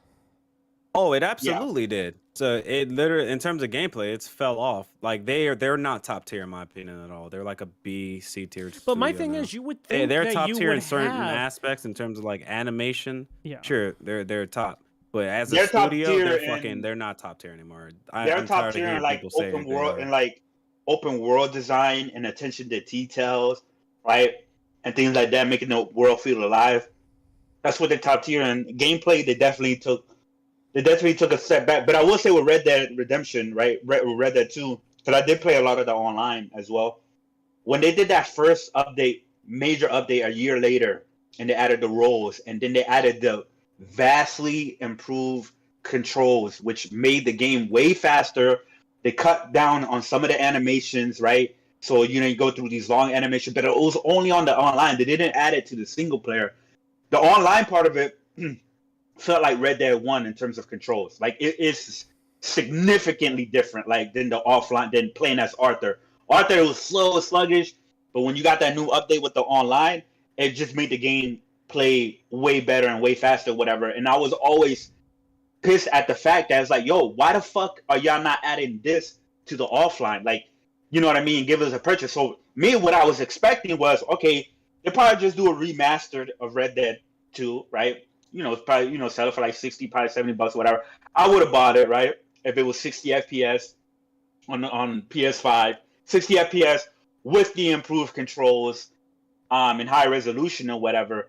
But even then, they said that they scrapped that. They scrapped the Red Dead Yeah. remaster in favor for fucking GTA 6, and I'm like, what the fuck, man? Well, I heard that It pisses me a off. lot of that stuff also came away Yeah, it's because dumb. the poor reception for the trilogy, and like they gave it to another studio, and that studio didn't yeah, really exactly. remaster. Well, they need to Fuck. do better. That Yeah, don't yeah, mean yeah, they gotta but remaster you know it. what's it's crazy? like, They need to it's do your better. goddamn fault. Is that they Give it to use someone else. AI technology to remaster, And they use AI upscaling and Like, what is yeah, that? the And they algorithms created and like shit. new glitches in the game. Yeah, and spelling errors and all of that shit. Fucking, they had rain that was reversed. Like you gave it to a random bumfuck studio, and like you expect people to accept this product of some of their beloved old games. Like, what the fuck is wrong with you? That's such it's a sad excuse, but it's like also I don't know, GTA 6. That shit with like, oh, they're gonna like add to the city and like add multiple cities. That kind of sounds kind of sus. It sounds like on some unfinished product type vibe, which is odd because Rockstar at least if anything, you could say that they always have a finished product, but that sounds like it's an unfinished product type shit, which is sus. Especially considering they've had so much fucking time to make this fucking game. Right, but even this that we heard about, multiple reboots that happened within the, they rebooted the game a couple times. You had like one of their best writers leaves and whatnot. So Yep. maybe for them to get the game out at a suitable time, they're probably going in that way where it's like, hey, let's just come out with Vice City, right? And then later on we'll add, I don't know, fucking Liberty City, and then we'll add, somewhere in Colombia or some shit like that. I don't know. We'll see. I'm still on the way and see. We don't know. Like, all this is still like what we're going off based off like reports and stuff like that. But we still got to actually see the game first before I can actually make a final judgment of whether I'm worried or not. Yeah, true. Yeah. I think we got 2 more topics and ended there. Pretty easy one. A lot of when it comes to Atlas, another one, Persona 5 coming to PS5. People thought it was a free upgrade. I told people, dude, it's Sega, bro. Judgment came out and it was $40. And all they did was like change the lighting a little bit, increase the resolution, and 60 FPS. Do people not remember Persona 5? Do people not remember Persona 5 Royal? Yeah. Okay, to be which fair, is my, it's definitely superior and shit. Like, I love Persona 5 Royal, right? 10 out of 10, got the platinum and everything, right? But it adds that last semester, right? And they sold it for $60 again. When it was okay, as a new person buying it, like, I get that, but for people who own vanilla Persona 5, they could have charged like $20 or $30 for that add-on and the upgrades, and did that. So the fact that they didn't do that, I already knew that, this new re-release of Persona 5 Royal, it's going to be $60 again. Even for yeah. That's why I was gonna say told. for That's why I told Royal. fucking Unleash, bro. I was gonna say for that Royal, Royal shit is fucking bullshit, to bro. be That's fair, why I didn't like, buy that shit. They've done this with all their Persona games besides 1. I think they've done it with 2. They Cool. definitely did with 3. They definitely did it with 4. I think 4 was the worst one out of the bunch. 4 is to by do it. far. Well, I mean, 4 is the worst game like in the world. And then 5. So like that. No, was 4 is not the worst thing. No, in No, terms of absolutely. golden, in No, terms it of absolutely extra is. content added, I Yeah, think no, it was. definitely. And for 3, they did it twice. They did it twice. Portable, Because- okay. Yeah, because portable and that's portable. the Yeah, issue with you- portable. that's I hate portable. I let everyone know. Everyone likes it because of the female main character. The Literally, female like character. the issue I have with it is it's a visual novel. You just get to like move around the dungeon, but you can't move around the classroom. It's literally a picture book. Yeah. And that's what I hate about that aspect for it. And you can do direct commands. Yeah, and people wanted like a light remake of 3 that added both elements of Yeah. FPS and portable, Yeah, I to can where see like that. you could choose the female character, right, from portable, but it still had the exploration of like FPS and the extra add-on, which was like the answer and stuff like Yeah, that. But I agree that with would have been better in my opinion. But I think if Atlas wasn't under Sega, they wouldn't have charged.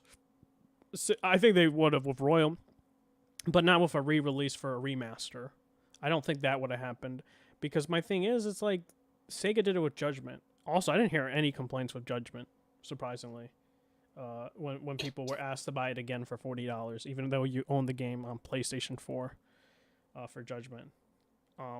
Also, nobody's talking about it, and I find it crazy. I saw that. I didn't have the original game, but I was looking at the differences, and I was like, No. like it wasn't really much of a. They like just a changed big lighting and upgrade. coloring, It was like and it was just slight res light. up. Yeah, exactly. Yeah, they changed lighting. It was like they were it's like they were changing the filter. It was like, oh, this is sepia. This is now whatever the fuck. Like They changed lighting, which some people can argue that the original one looks better with their lighting and stuff like that. But Yeah, I some guess scenes, I was it's like, yeah, the older because one looked better. Judgment isn't as big as Persona. That's probably why you didn't see that much talk around it. But even then, I feel like this one doesn't even have that much talk about it. People like compared to like something like Last of Us, which definitely had a lot of talk. This one also like just flew under, like no one really talking about it. Which You know I why? find surprising. Because it's coming to Xbox, it's coming to Game Pass, and so and then Switch and the Switch beggars finally got Persona 5, so that's probably why you're not hearing that many complaints. And then I guess the PlayStation users, they're like, yeah, I already have Royal and I already beat it in Platinum, and so I don't really care, about picking up the and what's PS5 crazy is like there was a question, like an interview or something like that, and they're like, is it coming to PlayStation 5 for free for PS4 owners? And they're like, no, we appreciate people that supported us on Persona for Persona 5 Royal and Persona 5 on PlayStation 4, but hopefully you guys will, support us again and purchase it on PlayStation 5. And I was like, wow. Wow. Same game 3 times. Have fun. No, I already bought Persona 5 and I bought Persona 5 Royal. I'm not buying Persona 5 Royal again for the second time. Yeah, all it is like you're getting DLC. Because it has 60 FPS. And DLC, right? all the DLC costumes and personas. That's it. Yeah, which doesn't matter for a turn-based RPG, right? Like frame rates are irrelevant for a turn-based RPG. But the games I will buy is Persona 3 and Persona 4 whenever they do launch for PlayStation, and not sometimes I will get Soul Hackers. And I did buy Shin Megami Tensei 5 day one. So I do support Atlas, but I'm not. Sometimes I kind of wish Sega didn't buy Atlas. Me too. Because I think a lot of the times, like the DLC option, I don't blame Atlas, because this happens to even Like a Dragon. There's quite a bit of DLC with Like a Dragon, and I think the same thing with Judgment. Even the remastered, bro, Shin Megami Tensei 3 remastered, that was a bad port, man. There's no reason why that game should be locked at 30 on a PS4. The audio, bless it. Do not play that. If you're like an audiophile, bro, oh my god, the compression of that game, the audio is fucking terrible. And I'm not, and bless right, I'm not an audio type of guy. Like I'm not in for me, like somebody who's not really big into like audio like that, and to the point where I do like I think audio is very important, right? But I don't invest a lot in like headsets or anything like that like you do. Even I would tell you is like, bro, that audio was fucking terrible. Terrible. I can't even believe it. Like they really let this shit go through, but I guess so. But it was still a good game. Like I still had fun with it, but yeah, oh my god, bro. Like I almost want Bless Red to get it just so he can listen to the audio, just so I can see his ears explode. If you gifted to him on Steam, he would have accepted it, and then he would have played on the Steam. They'd be like, "Bro, what the fuck is this shit?" It probably sounds like some Biomutant shit, where it's like it sounds terrible. Yeah, I will say the only reason I'm not getting on PlayStation 5, by the way. I'm getting on Steam, so it's like 1, I can play it on the main rig, mods, and 2, I got my Steam on deck. your rig. So, on my deck. So that's what I'm saying. For me, I'm getting it on 2 devices essentially, just for the price of one. So, but shout out to that. What do you think, Alicia, in general, about that situation? First of all, Persona 5 Royal was worth the full price. Because it added a lot of things throughout the entire game, not just the post game, and those can only be done on re-releases. They cannot be done on traditional DLCs. So a re-release was definitely needed for the type of changes they want to make, and they did make the changes, and those changes make it the definitive version of Persona 5, without a doubt. Honestly, like I don't know, with most like free upgrades, beyond the launch window, I don't really expect companies to give us free upgrades. Honestly, I just don't expect it, because beyond the launch window, yeah, because that's when most people transition. So what they about expect the games. I guess FF7 Remake for that instance. I feel like it was kind of beyond the launch window. But right? that's not even like a year into the generation. It is a year. It was a year. It was a little bit over a year, because it came out in April, and then the Remake. They were Overgrade 2021, came out right? July of Was it 2021 though? Yeah, it was July of 2021, but it was after a year because it came out in 2020 of April. Yeah, I guess I mean like a year of the console being out. Okay. Because I mean like, but they did separate it because they had there was a clear DLC and they give you the patch for free, but not the DLC. I mean, I think that's like a good compromise, I guess. Like, but again, that's still within the first year of the consoles being out. But now we're like well within like we're like almost 2 years into the console generation. Persona 5 came out, Royal came out over 2 years ago. I don't expect them to give a free upgrade. I'm not going to buy it on PS5. I'm going to wait on PC for a sale because I bought the game. Dude, I bought Persona 5 3 times. Bought digitally, originally, Jeez, physically digital? later. Yeah, digitally originally. Jesus. Rhymes. Digitally when I first bought it. Because I bought it on sale because I didn't know what type of game it would be. Then I bought it physically later because I wanted to have it on my shelf. And then I bought the collector's edition of Royal when it came out. So I bought the game 3 times. I paid my entry fee. You know, I'll wait, do what I want to do with that. I honestly like.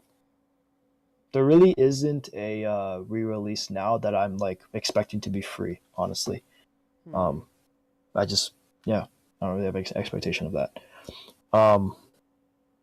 So I just hope the other re-releases aren't released too later, and because if they make us wait like over a year for Persona 4 Golden. I mean, they should make us wait forever because they should never bring that game back to modern systems. But Damn. that's just me. They should just bring Fez and call it. They should bring Persona 4 Dancing. You know, break it the shackles of the collector's edition. You know what I mean? That game is only limited to the collector's edition of Dancing 5 and Dancing 3. So they should get that game back. But I don't know. Okay. All right, last topic. And this has to do with controversy that both sides of PlayStation and Xbox were taking things like and running with it and not talking about both things. I think it was Sony. I don't know if it was Brazil. I think it might have been Brazil when they had that like what interview or something like that or meeting where they're talking about Game Pass and Call of Duty, right? And they were just like, okay, well, Call of Duty definitely going to be a pretty big competitor for us just because like to also let people know a lot of people keep forgetting that what Microsoft did say was even after existing contracts they're going to keep Call of Duty multi-platform, but the thing is it'll be free on Game Pass, free DLCs through Game Pass most likely, and marketing rights are forever with Microsoft/Xbox. So that is why it's a threat. But also, you know, PlayStation fans are not feeling it's a threat. I was like, come on. That's going to be a big seller for Game Pass, if we're going to be honest. Now, that being said, people are also not talking about this on the Xbox side, where PlayStation fans weren't talking about that either. On the Xbox side, they were also bringing up Game Pass, that what's going to start ending up happening with Game Pass is in terms of money output for studios, in terms of certain titles being made, it's going to be affected with their games, meaning they're not going to put like a lot of money towards those games in terms of studios, like having huge budgets. Which that's not being talked about at Xbox. Okay, wait, can you say that again? Can you say that again? Gosh. Sorry. That the budgets won't be as big if it's on Game Pass. That's crazy. That's interesting, man. That's what Sony was saying. So, like I said, both sides were just not taking one thing and not taking the other, which was weird. But hey, it's the fanboys. What can you do? Yep. I mean, that's definitely true. So considering, at least Sony's side, like they what's his name? John Layden said like they literally like double the fucking their budget almost like every generation. Like if you double in the budget every generation, Game Pass ain't gonna do it for you for your fucking games. Like what he said last. He said like last gen it was like what, like 80 million, and then this gen PS5 is gonna be like 120, 150 million. Like sometimes bro, even up to what 200 mil. And that's like pushing it. Yeah, if you're doing shit like that, yeah. I mean, Game Pass, obviously, you don't ever get rid of the option to purchase that game, but you will need a good amount of subs, and you'll need them to not be on fucking $2 fucking promo. It's like no. Yeah, exactly. No promotions. You're buying this shit, and you're consistently staying in that bitch every month for full price. No $2 for 2 months bullshit. But even Game Pass struggles with that shit. Like people buy $2, or they'll get like a Pop-Tart. They'll get like a code in their Pop-Tarts or some shit. It's like, and then you already know, like Game Pass, they never actually say the actual consistent number. Like they'll say, "Oh, we're at 25 million." That concurrent users, I doubt it. Highly doubt it. Probably like at maybe 10 million concurrents. Like, they're not, and it's like, and how many of those people are just people that had that shit? They converted it from their Xbox Live or some shit. How many of those people are just like, oh, they're not even paying shit for it? Like, oh, I have it free for 2 years. Like, I know people that have it free for like 4 fucking years. So it's like, yeah. The only reason Microsoft doing that shit is because they're fucking rich. Just like fuck you, money rich. Yeah, so but it's like Sony can't be doing that at one shit. point the investor meeting, Especially with their higher budgets. But at one point the investor meeting is going to go like, we can't keep burning out money like that. We need to see a return in profit. We need to see growth, and because like there's going to be a point where that needs to stop happening. You know what I mean? We don't know what that point is, but it's going to happen sometime. Yeah. Could be 5 years from now. Could be 10 years from now. Who knows? I doubt Microsoft budgets of games are that high anyway. Like I doubt Forza's budget was over 100 million. Yeah. Like especially because like they're with marketing, I mean, I don't know how it would occur, but like their marketing is just Game Pass. They don't market the game individually. You're right. So like I don't know if they have a Game Pass marketing pool that doesn't count towards said game or not. I don't know, because all their games are just marketed within, or like the ads just say Game Pass everything. So yeah, does that count towards the budget of the game? I don't fucking know. Maybe it just counts towards the budget of their Game Pass market budget. I don't fucking. But yeah, it's like, yeah, I don't. And then I guess the only thing that would be like high cost would be like the Halo shit they were talking about, 500 million. But Where'd that go? I think that might have been like 500 million over the course of its lifetime of 10 years. There's no way they spent 500 million on the release. Because like what did they have? They had fucking what? The Pop-Tarts thing, they had the Taco Bell shit. Was that $500 million of marketing? No. Like I think the 500 million is over the 10 years course of its lifespan that they were talking about. I don't think that's in 10 years to spend 500 million. What is that math? Was that 50 million a year? I'm not sure how they're gonna manage that. I don't know. And also like they can only lose so much money when investors will start asking questions like investors were asking questions about selling off Xbox. You know what I mean? Like despite how rich they were still being like, yeah, we should sell off Xbox. Like at one point. So like it's not above them to like look back and be like, okay, like this isn't working. What do we need to do to bring these numbers up or bring the revenue up or something like that? So just because they have all the money in the world doesn't mean their patience might run thin at some point. Yeah. It might be over at that point, at the end of the road. Yeah. But True. Yeah, they can't be doing the same shit. Yeah. What about you, Chris? What do you think about that whole thing with that meeting for Sony and them talking about the two things where it was like, yeah, Call of Duty is going to affect us in a bad way, and then they mentioned Game Pass, that game quality is going to not be as high because, that type of model is just not going to be able to sustain itself with having high budget games, because it looks like fanboys are just sticking one or the other and not talking about both. Yeah, well, the second part, I mean, that's true. Is like Sony's not in a position like Microsoft where they can just waste billions and billions of dollars up front just to put their games in a service that may or may not take off the way they need it to. So with that, they'll make less money, which then in firm be less less less money and stuff like that to put into their games or whatever. As far as the first one, I mean, everything that Sony said, I mean, it's pretty true. It's like there's no other franchise as big as Call of Duty. They, it will hurt them in some way. I don't think it'll kill them or anything like that. But honestly, I don't think Microsoft is going to make it exclusive. Yeah, they said it already, though. They said that they're going to continue, creating titles, for PlayStation after the contract's even up. And that's very apparent. I don't know if that's because of the government regulations and whatnot, and that's why they're saying that so can go through, and that's like one of the stipulations. That could be the case, right, Chris?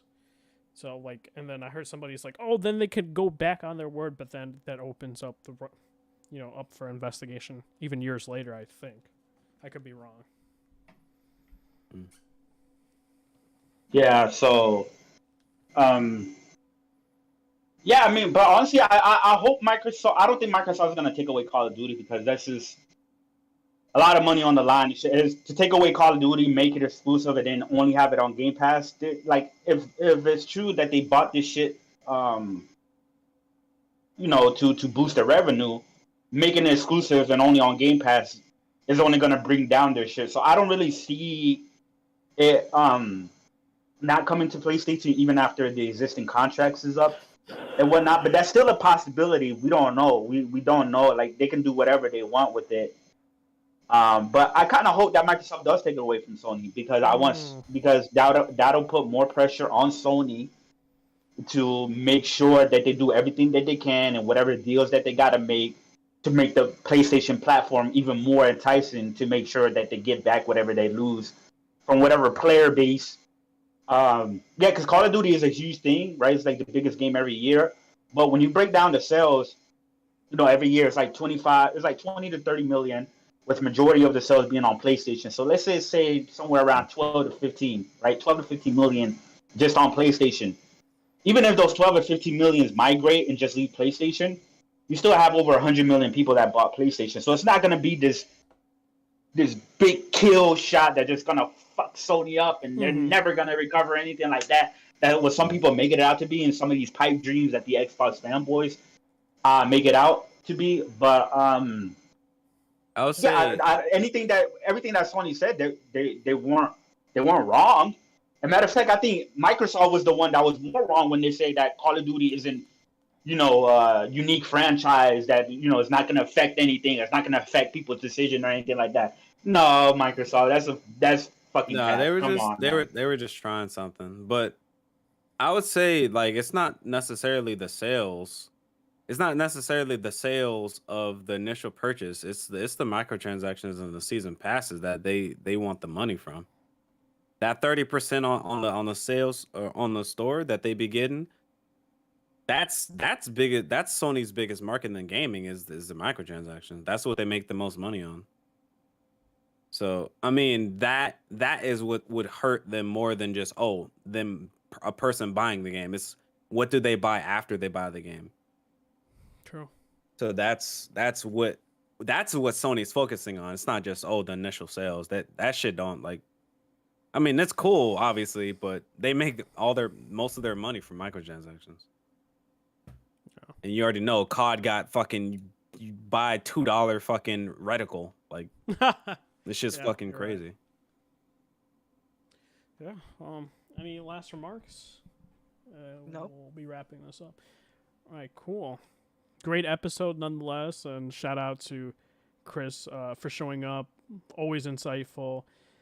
Glad to have him be a guest on this podcast. And Chris, where can they find you at? Specifically, Twitter and the other podcasts you. Yeah, just find me on Twitter at Chris Righteous and stuff like that. I do gaming spaces, and I am on Planet Xbox and Salty's gaming podcasts as well with Kids Move.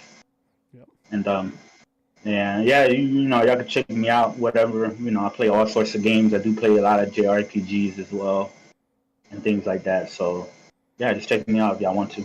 Nah, it's cool.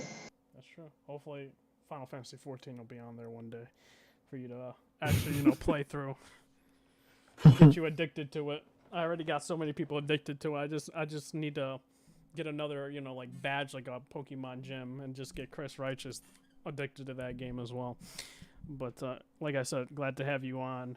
You're super insightful when it comes to gaming topics. You keep it real, and honestly, a lot of people don't do that when it comes to talking about video games and being honest. And a lot of people, for whatever reason, also don't game, surprisingly. So They talk about it. they talk about it, but they don't actually truly game, which sucks. Nah. So, like I said, follow him and make sure to like, comment, subscribe. Go to my Twitch, RedHood420. We're live streaming Metal Gear Solid 1. Got an HDMI splitter, playing that, love that game. Still to this day. Hopefully it gets a remake one day.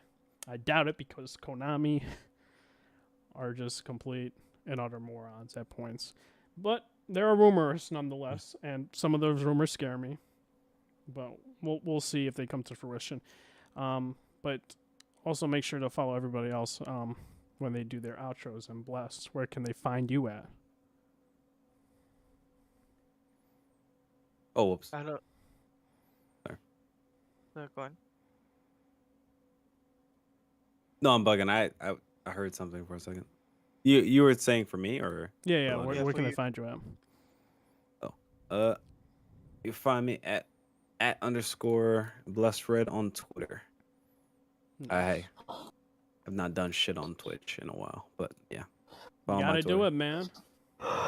Gotta stop. You gotta be consistent. You gotta be on it, man. That's what I'm trying to do, anyways. Maybe I'll stream Spider-Man on PC. Oh God. Yes, I doubt it though. sir. I rather just play it on my own time, but True. maybe I'll do it, dog. But I'll play it on my rig. My rig. Am I Yeah. Rick? Am I On my Rick? rig. And Yeah. Alicia, what about you? Where can they find you at? Yo, I just want to say I was really tired today, so I'm sorry if I seem a little mellow. I wasn't as hyped as I wanted to be, especially when I wanted to bring up that topic on music versus graphics. But that'll be for a different time. And I guess you can find me on the Overleveled podcast. I don't feel like giving my Twitter. I'm really tired, so you can find me on Overleveled podcast bi-weekly on Tuesdays, 8:30 EST. Yes, That's sir. where you can find me. And Salati, what about you? Where can they find you at? You can find me Twitch, Twitter, and on YouTube at Taladia Plays. I am currently on Twitch. I am doing Final Fantasy VII Remake twice a week, and I'm doing multiverses. Also, you can follow Inside the Multiverse or Inside the MB, which is a DC Comics podcast that I do every 2 weeks. This week, I'm going to be covering WBD's merger and how much of a bigger deal the Snyderverse is now more than ever. So we'll be discussing that. And it's a great podcast. We talk about TVs, video games, and movies. So make sure you check that out as well. So great podcast as well. Yep. And like I said, great episode. Make sure to follow everybody here. Hopefully, you guys have a fantastic day, evening, morning, wherever you guys are. Peace. Peace. Peace.